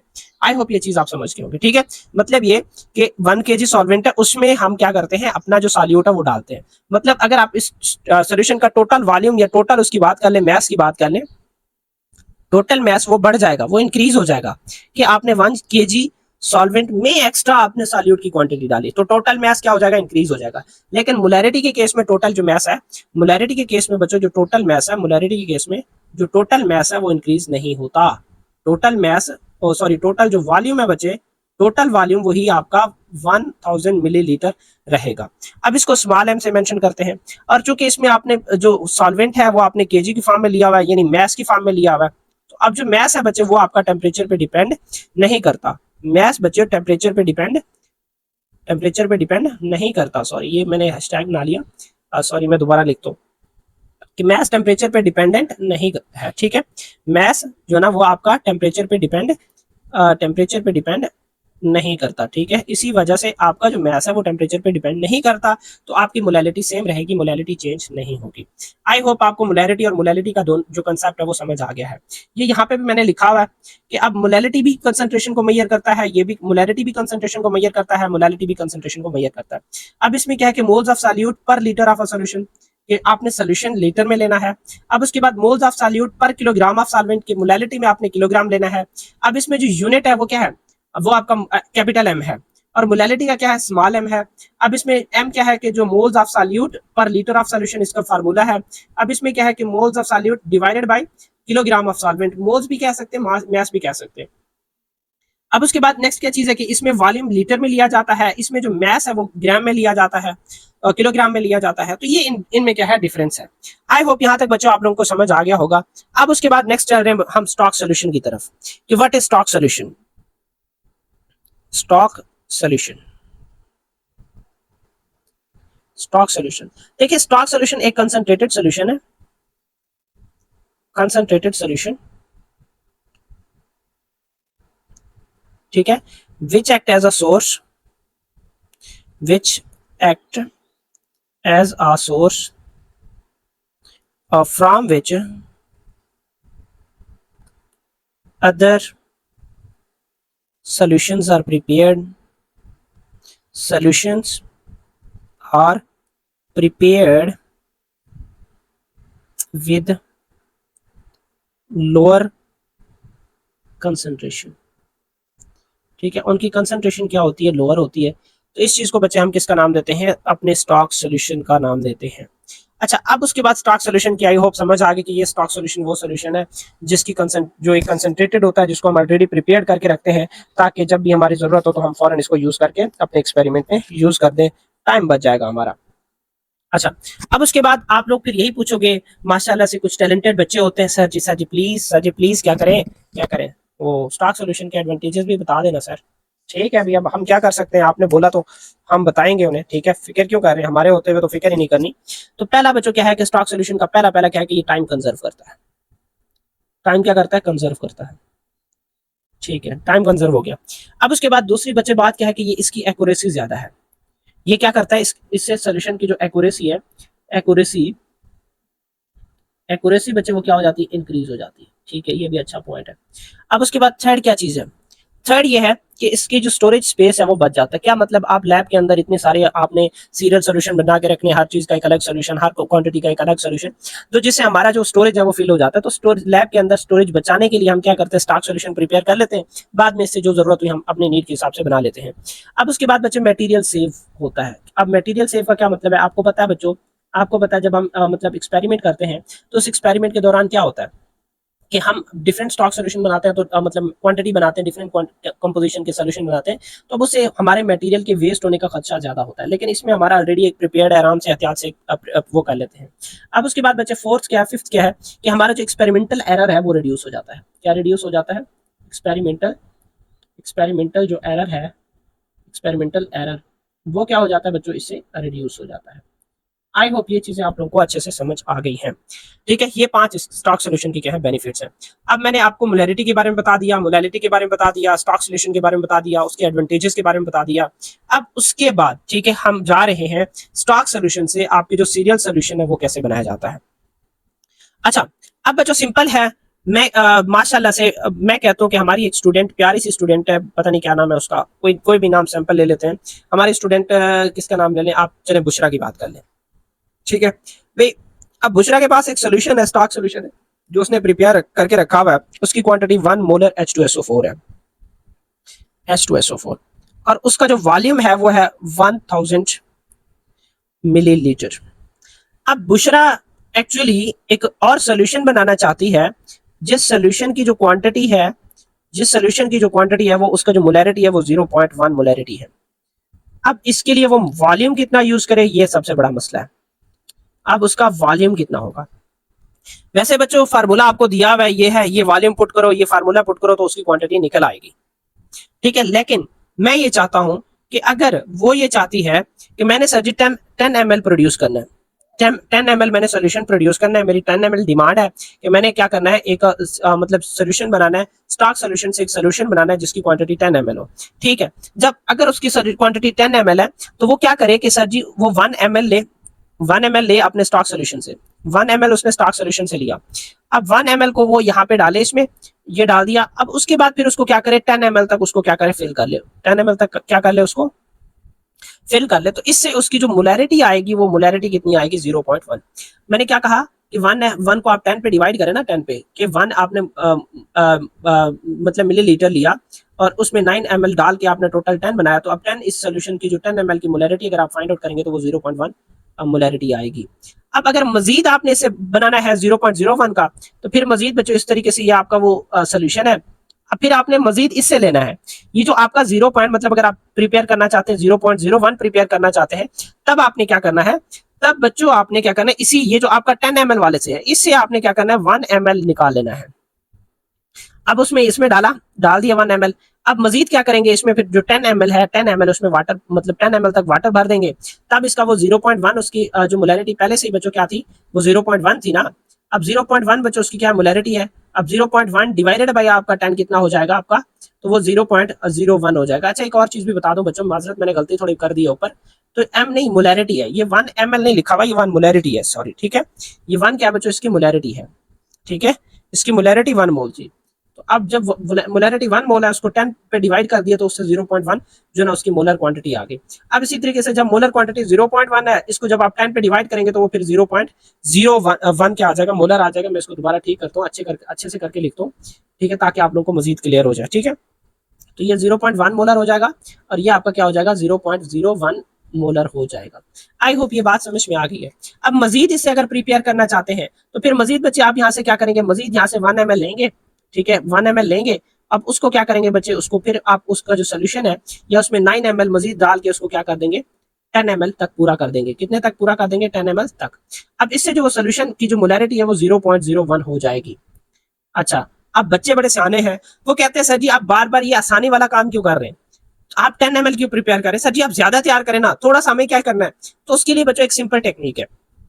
देखिए, अगर आप लोग ले रहे हैं 1 ml, ठीक है, सॉरी, अगर आपने, जाहिर सी बात है कि मैं ये चाहता हूं कि अगर आपने प्रिपेयर करना है सोल्यूशन 10 ml प्रिपेयर करना है, तब आपने क्या लेना है, यहां से ये जो क्वांटिटी आप लोगों ने ली है वो 1 ml लेनी है क्वांटिटी। ठीक है, और अगर आपने 100 ml सोल्यूशन प्रिपेयर करना है, तब आपने यहाँ पे 10 लेना है, 10 ml। और अगर आपने प्रिपेयर करना है 1000 ml सोल्यूशन प्रिपेयर करना है, तब आपको यहाँ पे लेना पड़ेगा 100 ml सोल्यूशन लेना पड़ेगा। तो बच्चे ये क्या है, सिंपल टेक्निक है, क्वांटिटी के हिसाब से है। अगर आपने फॉर एग्जांपल जैसे मैंने यहाँ पे 10 ml प्रिपेयर किया, तो मैंने उसके लिए 1 ml आपके स्टॉक सोल्यूशन से लिया, ये आपका स्टॉक सोल्यूशन था, इससे मैंने क्या लिया 1 ml लिया, तो वो मेरी मर्जी थी। और अगर आप 100 सीधा सीधा छक्का मारना चाहते हैं कि 1000 मिलीलीटर प्रोड्यूस करना चाहते हैं, तब बच्चे आप लोगों ने क्या करना है कि यहाँ पे 1 ml की बजाय आपने कितना लेना है 100 ml लेना है, ताकि आपकी जो टोटल अमाउंट है वो कितनी हो जाए 1000 मिलीलीटर प्रोड्यूस हो। आई होप बच्चों यहाँ तक आप लोग को ये चीज जो है ना क्या आ जाएगी, समझ आ गई होगी, ठीक है, मिलीलीटर। अच्छा ठीक है सर, जी हमें समझ आ गया। तो इस तरीके से अब हमारे दिमाग खुल गए हैं, अब हम जो ना अच्छे से सॉल्व कर सकते हैं। अब बच्चे मेन चीज क्या है कि यहाँ से न्यूमेरिकल क्वेश्चन आ सकता है। अब न्यूमेरिकल क्वेश्चन क्या आ सकता है, न्यूमेरिकल क्वेश्चन ये है, आपको फार्मूला दिया हुआ है कि C1 V1 is equal to C2 V2। अब एक्चुअली इसको बच्चे अगर आप लिखना चाहें M1 V1, ये आप लोगों ने फार्मूला पढ़ा था M2 V2 वाला फार्मूला, ठीक है। अब इसमें क्या होगा बच्चों कि आपको एनी वन जो है ना यहाँ से फाइंड एनी वन फैक्टर आपको जो है ना क्या किया जा सकता है, एनी वन फैक्टर आपको दिया जा सकता है, एनी वन फैक्टर आपने क्या करना है फाइंड आउट करना है। अगर ये चीज समझ आ गया तो अब हम इनके क्वेश्चन की तरफ चलते हैं। अच्छा बच्चों, अब हमें क्वेश्चन दिया गया, हम क्वेश्चन को सॉल्व करते हैं। अब क्या कहा जा रहा है कि the so called D5W solution is used for intravenous replacement of body fluid, कि बॉडी फ्लूइड को रिप्लेस करने के लिए या उसकी कमी को फिल करने के लिए हम D5W जो सोल्यूशन है वो ऐड करते हैं। अब when the body glucose is low, जब बॉडी ग्लूकोज लेवल कम है तब हम इसको लगाते हैं। And D5W is approximately 5% of solution of dextrose, के ये जो डेक्सट्रोज है उसका 5% सोल्यूशन है।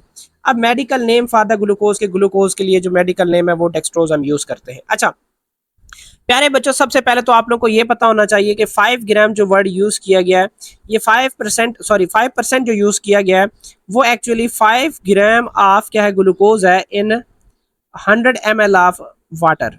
ये चीज तो क्लियर कंफर्म होनी चाहिए। अगर ये चीज क्लियर हो गया तो फिर मैं आगे चलता हूँ। देखें बच्चों कि यूजुअली ये होता है कि जब हम मोलैरिटी फाइंड आउट करते हैं, मोलैरिटी जब हम फाइंड आउट करते हैं तब बच्चे जो अमाउंट ऑफ हमारा क्या होता है, अमाउंट ऑफ सॉल्यूट, ठीक है, एटसेट्रा डिवाइडेड बाय वॉल्यूम। और एक चीज बच्चे अभी आपको पता है कि वहां पे जो सॉल्यूट है वो ग्राम की फॉर्म में होता है और वॉल्यूम बच्चों आपका 1 लीटर की फॉर्म में होता है, 1 लीटर। अब क्या मतलब है कि भाई हमारा तो ये जो 5 ग्राम है वो कितने में है 100 ml में।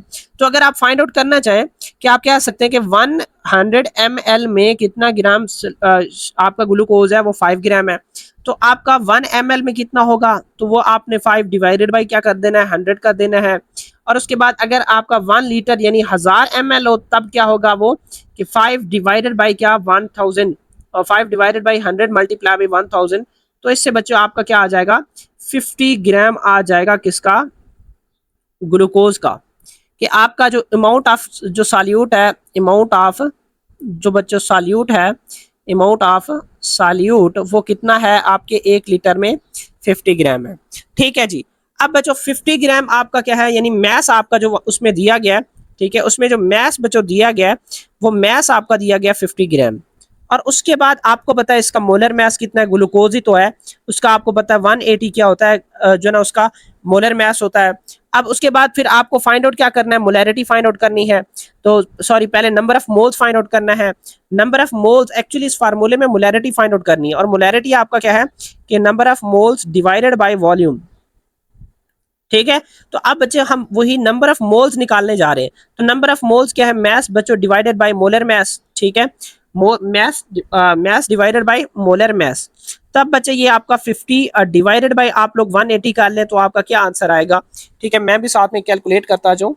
ठीक है, आपका क्या है 50 डिवाइडेड बाय 180 बच्चों आपका क्या आ जाएगा वो 2.777 डैश डैश आर है। तो अगर आप लोग लिखना चाहें तो वो 0.277 आप लोग ऐड कर सकते हैं। कैलकुलेशन में थोड़ी ऊपर नीचे हो सकती है। ये बच्चे क्या आ गया आपके पास मोल्स आ गए, ये क्या आ गया आपके पास मोल्स आ गए। अब बच्चे फार्मूला हमारा क्या है कि molarity is equal to number of moles divided by volume. और वॉल्यूम बच्चे आपका 1 लीटर है, वॉल्यूम क्या है 1 लीटर है। तब बच्चे सिंपल मोलैरिटी क्या है आपका नंबर ऑफ मोल्स क्या है वो 0. कितना 2778 डिवाइडेड बाई आपका क्या आएगा 1 लीटर आएगा, तो इससे हमारे जो मोलैरिटी आ जाएगी बच्चों वो 0.2778 मोलैरिटी आ जाएगी। आई होप ये बात आप लोगों को क्लियर है कि इसकी मोलैरिटी कितनी है, 0.2778 है। अब एक चीज क्लियर आप लोग को समझ आनी चाहिए कि ये जो मोलैरिटी है उसका वो सोल्यूशन कितना है, वो 500 ml है, और सॉरी 1000 ml है। इस चीज को क्लियरली आप लोग समझ लें। अच्छा, अब उसके बाद वो आपको कहते हैं कि आपकी मोलैरिटी ये तो 1000 ml के लिए है, आपने जो मोलैरिटी फाइंड आउट करनी है वो आपने 500 ml के लिए फाइंड आउट करनी है। तब बच्चों और कुछ नहीं करना, आपका वॉल्यूम हाफ हो गया तो उसको भी क्या हो जाना चाहिए, हाफ होना चाहिए। इतना लंबा प्रोसीजर कौन करे, ठीक है। आप लोगों ने सीधा सीधा अगर आप यहाँ से इस फार्मूले में, ठीक है, अगर आप लोग करना चाहें तो इस सॉल्यूशन फार्मूले में आपने इस 1000 ml की बजाय अगर आप लोगों ने यहाँ पे 5 कर देना है, 500 कर देना है, तब यहाँ पे भी आपका क्या आ जाएगा, 500 आ जाएगा। तो इससे आपके पास क्या आ जाएंगे, नंबर ऑफ मोल्स। अब वो नंबर ऑफ मोल्स जहां तक मुझे पता है कि यहाँ पे आएंगे 25 आ जाएंगे, सॉरी नंबर ऑफ मोल्स कह रहा हूँ, मैस आ जाएगा, तो वो 25 ग्राम आ जाएगा। इस 25 ग्राम को जब आप इस पे डिवाइड करेंगे तो वो राउंड अबाउट आपका कितना आएगा, 0.13 वगैरह समथिंग आएगा, 0.1387 समथिंग, इसके करीब तरीन वैल्यू आ सकती है। आप इसको चले मैं डिवाइड कर देता हूँ कि 25 डिवाइडेड बाई 180, तो आपका वो 0.388 एटसेट्रा 8 बढ़ता जा रहा है। तो बच्चे ये आपके पास इस तरीके से ये नंबर ऑफ मोल्स आ जाएंगे। नंबर ऑफ मोल्स को आपने इसकी जगह आपने अप्लाई करना है कि वो 0. क्या हो जाएगा, 1388 हो जाएगा। तो जाहिर सी बात है कि इससे जो वैल्यू आएगी वो कितनी आएगी, 0.388। आई होप आप लोगों को समझ आ गया होगा कि बच्चे पहले मैंने किससे फाइंड आउट किया था, आपके 1000 ml आपने आपका सोल्यूशन लिया था, तब अमाउंट ऑफ जो सॉल्यूट था या मैस ऑफ सॉल्यूट था वो 50 ग्राम आया था। लेकिन अगर आप इसको 500 वॉल्यूम से करना चाहें तो वो 50 की बजाय 25 आ जाएगा। अच्छा, अब उसके बाद जब आपने नंबर ऑफ मोल्स बच्चों क्या किया, 50 के हवाले से फाइंड आउट किया कि 50 डिवाइडेड बाई 180, तो वो आपका 0.2778 मोल आ गया। और अगर आप उसका हाफ कर रहे हैं 500 ml के हवाले से कर रहे हैं तो वो 25 को आप रखेंगे तो उसके हवाले से बच्चे वो 0.138 आ जाएगा। अगर इसको राउंड ऑफ करना चाहे तो 9 भी लिख सकते हैं। अब उसके बाद बच्चे ये आपके पास मोल आ गए, मोल को आप फिर इस मोलैरिटी के फार्मूले में पुट करेंगे। अगर आप 1000 वाला पुट करेंगे तो आपका आंसर आएगा 0.2778, और अगर आप 25 वाला जो था मतलब हाफ वाला जो था 0.1388 वाला पुट करेंगे तो उससे 0.1388 जो मोलैरिटी है सोल्यूशन की वो आ जाएगी। आई होप बच्चों यहाँ तक बात क्लियर है। अब उसके बाद नेक्स्ट मैं चलता हूँ। नेक्स्ट आपका अगला क्वेश्चन है कि what does the 0.5 solution mean. 0.5 solution का मतलब ये कि बच्चों 0.5 ग्राम्स है ग्लूकोज के ऑफ ग्लूकोज, ठीक है, वो किस में है, of glucose in 100 ml of water, 100 ml of water बच्चों, ठीक है, या सोल्यूशन सॉल्वेंट भी आप कह सकते हैं। अच्छा, अब उसके बाद नेक्स्ट है अगला क्वेश्चन, जरा आप लोगों को समझने वाला है, मैं समझा देता हूं आपको। अगला क्वेश्चन क्या कहा जा रहा है कि वॉल्यूम आपने फाइंड आउट करना है। आपके पास NaCl की जो मोलैरिटी है वो 5 है। What is stock solution is necessary to prepare 500 ml। अब आपको एक वॉल्यूम प्रिपेयर करना है, मतलब आपको जो V2 है वो आपको दिया गया इतना कि ये आपके पास क्या है कि टू प्रिपेयर मतलब इतना वॉल्यूम आपका तैयार होगा। और उसके बाद नॉर्मल उसकी जो सैलिनिटी यानी उसकी जो मोलैरिटी है वो क्या है, वो 0.16 है। मैं इस चीज को समझा देता हूँ, उसके बाद सारा मैं इरेज कर देता हूँ एक दफा आपको कि बच्चों ये क्या है, आपका वॉल्यूम फाइंड आउट करना है V1, और उसके बाद ये आपका जो मोलैरिटी है वो आपका M1 है। अब ये जो कितना वॉल्यूम प्रिपेयर करना है वो आपका M2 हो जाएगा। अब उसके बाद नॉर्मल सेलेन सोल्यूशन उसकी जो मोलैरिटी है M2, वो M2 आपको बच्चों ये दी हुई है।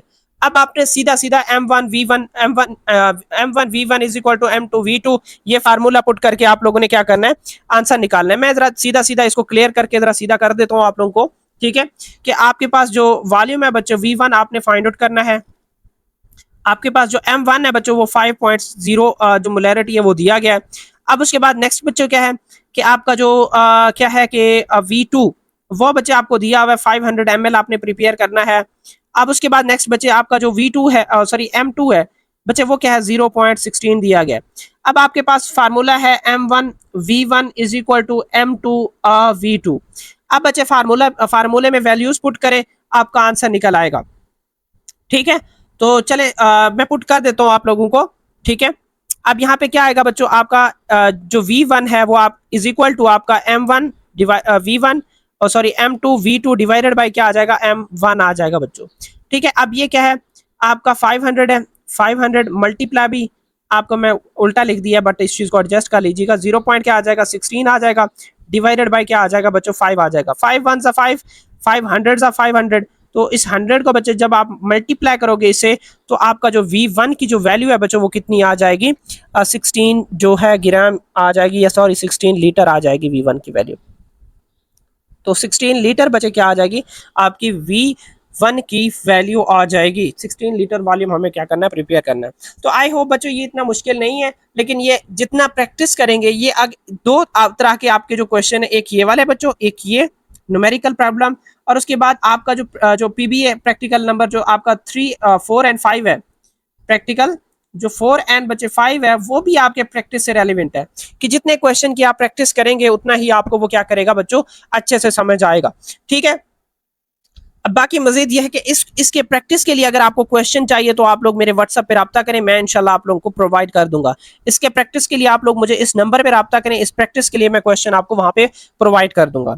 अच्छा, तो बच्चों इस तरीके से हमारा जो प्रैक्टिकल नंबर 2 है, इस तरीके से जो हमारा प्रैक्टिकल नंबर 2 है बच्चों वो क्या होता है, एंड होता है। अच्छा, तो प्यारे बच्चों ये है हमारा थर्ड प्रैक्टिकल नंबर 3। ठीक है, प्रैक्टिकल नंबर 3, और जिसमें हमने क्या करना है कि हमने रिड्यूसिंग शुगर की कंसंट्रेशन को मेजर करना है, यानी रिड्यूसिंग शुगर का मतलब ये कि ग्लूकोज की कंसंट्रेशन को मेजर करना है। उसके लिए हमने बेनेडिक्ट टेस्ट को यूज करना है, और मजीद ये कि डिवाइस हमने कौन सा यूज करना है, कैलोरीमीटर। अब बच्चों इस एक्सपेरिमेंट के 2 मरले हैं, तो 2 मरले में मैं बार आराम से प्यार प्यार से समझाता हूँ इस चीज को ताकि आप लोगों को मजीद समझ आ जाए।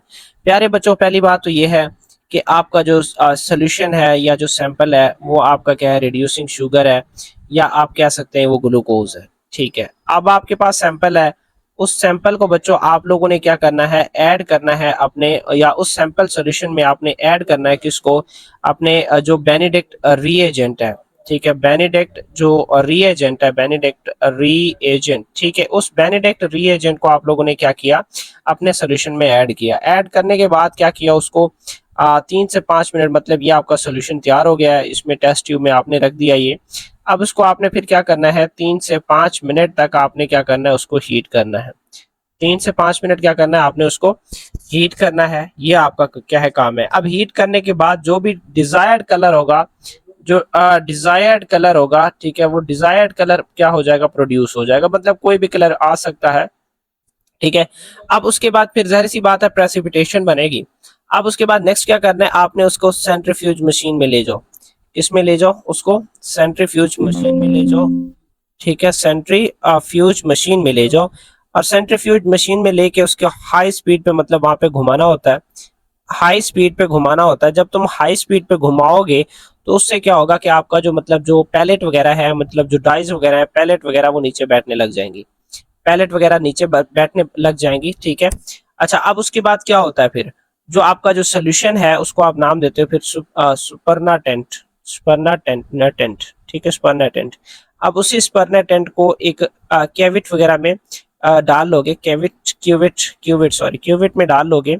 अब वो क्यूविट एक्चुअली किसका होता है, आपके क्लोरीमीटर का होता है, क्लोरीमीटर का। अब उसी क्लोरीमीटर में फिर क्या करता है कि वो ऑटोमेटिकली, मतलब जैसे ही आप उसका बटन ऑन करते हो तब वो लाइट इमिट करता है, वो क्या करेगा, लाइट को इमिट करेगा, और जैसे लाइट को इमिट करेगा तो उसकी जो इंटेंसिटी है, लाइट की इंटेंसिटी की जो वैल्यू है वो आपको क्या कर देता है, बता देता है। मैं दोबारा समझाता हूँ। देखो बच्चों, हमने बात की, आपका क्या है कि एक सिंपल सोल्यूशन है, ठीक है, मैं यहाँ से बता देता हूँ थ्योरेटिकली, लेकिन पहले मैं कहता हूँ आप लोग मेरी बात को समझो मैं कर क्या रहा हूँ। कि बच्चों ये आपका सैंपल है, ठीक है, मैं यहाँ पे मार्कर साथ में ले लूँ कि बच्चों आपका ये सैंपल सोल्यूशन है। इस सैंपल सोल्यूशन में मतलब वही आपने रिड्यूसिंग शुगर ग्लूकोज लिया। अब उस ग्लूकोज में आपने बेनेडिक्ट जो रिएजेंट है वो ऐड किया, और उसके बाद 3 से 5 मिनट के लिए उसको क्या किया, आप लोगों ने हीट किया, ठीक है, टेम्परेचर दी, जिसकी बेस पे आपका जो कलर है वो प्रोड्यूस हो गया। जाहिर सी बात है इसने कोई ना कोई कलर प्रोड्यूस करना है, बेनेडिक्ट टेस्ट में हमें कलर ऑब्टेन्ड होता है। अच्छा, अब उस सोल्यूशन का कलर प्रोड्यूस हो गया, सोल्यूशन आपका तैयार है, 3 से 5 मिनट में आपका जो टेस्ट है वो परफॉर्म हो गया। अब उसके बाद उसी वही जो टेस्ट ट्यूब है बच्चों, उसको आपने सेंट्रीफ्यूज मशीन में ले जाना है, और उसको आपने हाई स्पीड पे क्या करना है, टर्न करना है। अब जब उसको आप हाई स्पीड पे टर्न करेंगे तो उससे क्या होगा कि दो तरह की लेयरिंग बन जाएगी। एक मतलब उसमें मतलब पैलेट होगा जो नीचे बैठ जाएगा, और दूसरा उसमें क्या होगा, वो स्पर्नेटेंट होगा जो सोल्यूशन के ऊपर तैरेगा। ठीक है, मतलब क्या कि अगर मैं बात करूं यहाँ पे, ठीक है, अगर मैं इस फ्लास्क की बात करूं, इस यहाँ पे एक और बना दूं आप लोगों के लिए ये। ठीक है, अब इसकी बात करो यहाँ पे कि आपका जो पैलेट है वो क्या करेगा, ये नीचे बैठना शुरू कर देगा ऐसे पैलेट। ठीक है, ये पैलेट आ गया आपका। और उसके बाद दूसरा जो है ना आपका वो स्पर्ना टेंट होता है, जो इसमें ये क्या होता है, यूं तैर के रहता है। ठीक है, उसमें ये इसी तरीके से वो ऊपर सोल्यूशन में तैर के रहता है। ठीक है, अच्छा, अब ये ऊपर वाला आपका क्या हो गया, वो स्पर्ना टेंट हो गया, जिसकी मैंने बात की थी आप लोगों से कि वो क्या होगा, स्पर्नेटेंट। और दूसरे उसके बाद ये जो नीचे रह गया ये क्या है आपका, ये पैलेट हो जाएगा। तो आई होप ये चीज आपको समझ आ गई है। अब उसके बाद फिर मैंने क्या कहा था कि आपने इस स्पर्ना टेंट वाला जो ऊपर वाला जो क्लियर सोल्यूशन है, उस क्लियर सोल्यूशन को आपने क्यूबिट में ऐड करना है। वो क्यूबिट आप एक्चुअली किसका होगा, वो क्यूबिट आपके जो अभी मैंने बात की है किसकी, सॉरी ये कलर जच नहीं रहा, चलें ठीक है, खैर है। ये जो क्यूबिट है आपने वो ले लिया, ठीक है, उसमें आप लोगों ने क्या कर दिया, उसको ऐड कर दिया। अब उसी क्यूबिट को फिर आप लोगों ने क्लोरीमीटर में ऐड कर दिया। अब क्लोरीमीटर क्या करेगा, जाहिर सी बात है कि आपने उसका बटन ऑन करना है, तो वो उस पर रेडिएशन यानी लाइट इमिट करेगा। तो वो लाइट जैसे इमिट करेगा तो वो जो लाइट इंटेंसिटी को एब्जॉर्ब किया जाएगा, उसका जो अपोजिट जो कलर है वो आपको ऑब्टेन हो जाएगा। ठीक है, मतलब उसकी जो लाइट इंटेंसिटी की जो वैल्यू है वो आपको यहाँ पे जो एब्जॉर्बेंस है वो वैल्यू यहाँ पे आपको शो हो जाएगी। अब जैसे यहाँ पे अभी ग्रीन कलर था, तो ग्रीन जो ब्लू कलर का जो वैल्यू है वो यहाँ पे भी आप यहाँ पे बॉक्स में भी देख सकते हैं, वो 0.123 है। तो आई होप ये प्रोसीजर आपको समझ आ गया होगा। अब मैं इसी डायग्राम को इसको समझाता हूँ, उसके बाद मैं आगे चलता हूँ। अच्छा बच्चों, अब क्या बात की गई है कि ये आपका सैंपल सोल्यूशन है। सबसे पहली बात तो ये कि ये डिफरेंट कंसंट्रेशन का जो ग्लूकोज का जो सैंपल सोल्यूशन है वो यहाँ पे तैयार किया जा रहा है। ये देखें इन चारों पांचों वेसल्स में। अब उसके बाद क्या हुआ कि जब आपने इसमें ग्लूकोज कंसंट्रेशन भी डाला, ऊपर से आपने जो बेनेडिक्ट जो रिएजेंट है वो भी डाला। अब उसकी बेस पे उसको आपने क्या किया, हॉट वाटर में 5 से 10 मिनट, जैसे मैंने आप लोगों को बोला था कि 3 से 5 मिनट भी आप हीट अप करें तो आपका जो रिजल्ट है वो मिल जाएगा। तो आपने वो मतलब इस सोल्यूशन में डाले थे और इससे आपका जो डिजायर्ड रिजल्ट है वो मिल गया, और उसकी बेस पे आपको जो डिफरेंट कलर्स हैं वो यहाँ से प्रोड्यूस होगी। अब उसके बाद जैसे ही यहाँ पे डिफरेंट कलर प्रोड्यूस हो जाएंगे तो उसकी बेस पे आपको जो जो भी आपके डिजायर्ड कलर है वो मिल जाएंगे। ठीक है, आप जैसे यहाँ पे देखें ग्लूकोज की कंसंट्रेशन ज्यादा है तो ये ब्रिक रेड कलर का है, और उसके बाद ये यहाँ पे येलो है, फिर और मीडियम येलो ऑरेंज टाइप है, उसके बाद फिर लेस ब्रिक रेड है, फिर मोर ब्रिक रेड है। तो इस तरह से जो ना वो डिफरेंट जो कलर एंड डाइज हैं वो ऑब्टेन होती हैं। अच्छा, अब ये अपटेंड हो गई। अब उसके बाद फिर मैंने आपको एक और मेथड बताया था, आपने उसको सेंट्रीफ्यूज मशीन के अंदर ले जाना है, उसको क्लियर करना है। क्लियर में एक आपका वो स्पर्नेटेंट और दूसरा कौन सा प्रोड्यूस होगा कि आपका जो रेजिड्यू होगा। अब स्पर्नेटेंट को फिर मजीद आपने क्यूवेट वगैरह में डाल देना है। कि अब ये क्यूवेट है, ये मैं इसका बताता हूँ आपको कि आपका जो मतलब मेजर क्या चीज़ है कि वो आपने सेंट्रीफ्यूज मशीन में ले जाना है, ताकि जो नॉन रिएक्टेंट रीएजेंट है, ठीक है, उसको आप लोगों ने क्या कर लेना है, सेपरेट कर लेना है, और अपने स्पर्नेटेंट को सिर्फ और सिर्फ छोड़ देना है। अब उस स्पर्नेटेंट को बच्चों फिर आप लोगों ने इस तरह की ये जो क्यूविट्स वगैरह है उसमें डाल देना है, और उसके बाद फिर आपने उसको सेंट्रीफ्यूज ये जो आपकी ये मशीन है क्लोरीमीटर उसके अंदर डाल देना है। अब इसकी बेस पे बच्चों जैसे आप डालेंगे तो वहां से आपको एब्जॉर्बेंस की जो रीडिंग है वो शो होगी। ठीक है, और जैसे रीडिंग शो होगी तो वही मतलब कि लाइट इंटेंसिटी क्या हुई है, एब्जॉर्ब हुई है। अब बच्चों जाहिर सी बात है आपका सोल्यूशन है, जो फॉर एग्जांपल जो ग्लूकोज सोल्यूशन 0 था जिसमें, अब उसका जो कलर है वो ब्लू आया, तो इसका मतलब क्या है कि इसकी एब्जॉर्बेंस 0.01 है। अब इसी तरीके से अगर 2% ग्लूकोज सोल्यूशन था तो उसका बच्चों जो कलर है वो ग्रीन ब्लू आएगा, वो राउंड अबाउट क्या क्या शो करेगा कि 0.123 है। अब इसी तरीके से अगर 4% ग्लूकोज होता उसका कलर क्या होगा, 0.257 होगा। अब उसके बाद बच्चों ये 6% अगर ग्लूकोज है तो उससे जो कलर है वो येलो प्रोड्यूस होगा, और वो क्या 0.380 है। अब इसी तरीके से अगर ग्लूकोज की कंसंट्रेशन आपने कितनी डाली है, 8 डाली है, तब जो कलर आएगा वो ऑरेंज आएगा, और इससे जो वैल्यू प्रोड्यूस होगी वो 0.51 प्रोड्यूस होगी। अब उसके बाद बच्चे अगर ग्लूकोज की कंसंट्रेशन 10% है तो ऑरेंज रेड प्रोड्यूस होगा, और उसकी जो क्वांटिटी है वो आपको 0.65 जो कि 640 है जो कि दी हुई है, तो ये वैल्यू बच्चे आपको ऑब्टेन होगी। अब उसके बाद बच्चों नेक्स्ट क्या चीज है कि आपने अगर ग्राफ की बात की जाए तो बच्चे ये आपका एब्जॉर्बेंस है। ठीक है, ये आपका एब्जॉर्बेंस है जो कि आप किस पे लेंगे, एक मिनट में कलर पेन चेंज कर लूं, कि बच्चे आपका ये एब्जॉर्बेंस है जिसको आपने वाई एक्सिस पे लेना है। ठीक है, वाई एक्सिस पे लेना है, और ये आपका बच्चों जो ग्लूकोज है जिसको आपने एक्स एक्सिस पे लेना है, क्योंकि ग्लूकोज कौन सा एक इंडिपेंडेंट कंसंट्रेशन है, इंडिपेंडेंट वैल्यू है, और दूसरी तरफ आपका जो वाई है, ठीक है, एब्जॉर्बेंस की बात कर ले, ठीक है, वो आपका क्या है, डिपेंडेंट वेरिएबल है। ठीक है, तो अब इसमें देखें बच्चों, ये ग्लूकोज की कंसंट्रेशन यहाँ पे दी हुई है कि ये 0 है, 2 है, 4 है, 8 है, 6 है और क्या है, 10 है। अब दूसरी तरफ बच्चे ये एब्जॉर्बेंस लिया गया है जिसको आपके जो वाई एक्सिस है उस पर लिया गया है। तो अब ये जो आपको एक ग्राफ शो हो रहा है वो लीनियर, डायरेक्ट लीनियर जो ग्राफ है वो शेप शो हो रहा है कि जैसे कंसंट्रेशन को बढ़ा रहे हो तो एब्जॉर्प्शन जो है ना वो क्या है बच्चों, डायरेक्टली प्रोपोर्शनल है। मतलब क्या कि अगर जितनी ज्यादा आप कंसंट्रेशन ग्लूकोज की बढ़ाते जाएंगे उतनी ही लाइट की जो कंसंट्रेशन है या लाइट की इंटेंसिटी है वो बढ़ती जाएगी। तो इसी वजह से कहा जाता है कि आप लाइट, एक सोल्यूशन है वो जितनी लाइट इंटेंसिटी को एब्जॉर्ब करेगा उससे हमें उसकी कंसंट्रेशन का पता चलेगा कि यहाँ पे कितनी कंसंट्रेशन मौजूद है। अब फॉर एग्जांपल आप लाइट इंटेंसिटी डिफरेंट एब्जॉर्ब होती है, ये आपको दी हुई है, और उसके रेलेवेंट ये कलर भी हमें शो होते हैं, हमें कलर जो कम्प्लीमेंट्री कलर है वो शो होता है, और उसकी फिर ग्लूकोज की जो कंसंट्रेशन है वो भी सामने है। अगर हमारी जो वैल्यू फॉर एग्जांपल अब हमारी जो वैल्यू है वो आती है 0.510, तो इसका मतलब क्या है कि इसने कलर एब्जॉर्ब कौन सा किया था, ऑरेंज के कम्प्लीमेंट्री शो किया था, तो उसकी जो आपकी जो रेशो होगी वो, या ग्लूकोज की परसेंटेज होगी वो कितनी होगी, 8 होगी। आई होप ये बात आप लोगों को समझ आ गई है बच्चों। अब इससे रेलिवेंट हम अपने क्वेश्चन बैंक की तरफ चलते हैं। बच्चों प्रैक्टिकल आपका यही 3 है। अब इसमें क्या बात की जा रही है, क्या student prepares a standard curve showing using the non concentration of glucose वो 0, 0.2, 0.4, 0.6, 0.8 और 0.1 है। अब इस हर सैंपल में जो बेनेडिक्ट जो रिएजेंट है उसकी जो वॉल्यूम या जो सोल्यूशन डाला गया वो फिक्स्ड है, और ब्रिक रेड जो प्रेसिपिटेट है उसको फिल्टर किया गया, मतलब वो मेजर आपका कलर है। अब उसके बाद नेक्स्ट क्या चीज है बच्चों, and the clear supernatant is placed in a colourimeter for the absorbance. क्या हमने क्या किया बच्चे कि क्लियर जो सुपरनेटेंट जो फ्लूइड है उसको हमने क्लोरीमीटर में रखा फॉर मेजरिंग। अब उसके बाद सबसे पहला तो क्वेश्चन ये है बच्चों कि आप लोगों से कि आप लोगों ने एक क्लियर जो सुपरनेटेंट लिक्विड है वो क्यों क्यों यूज किया।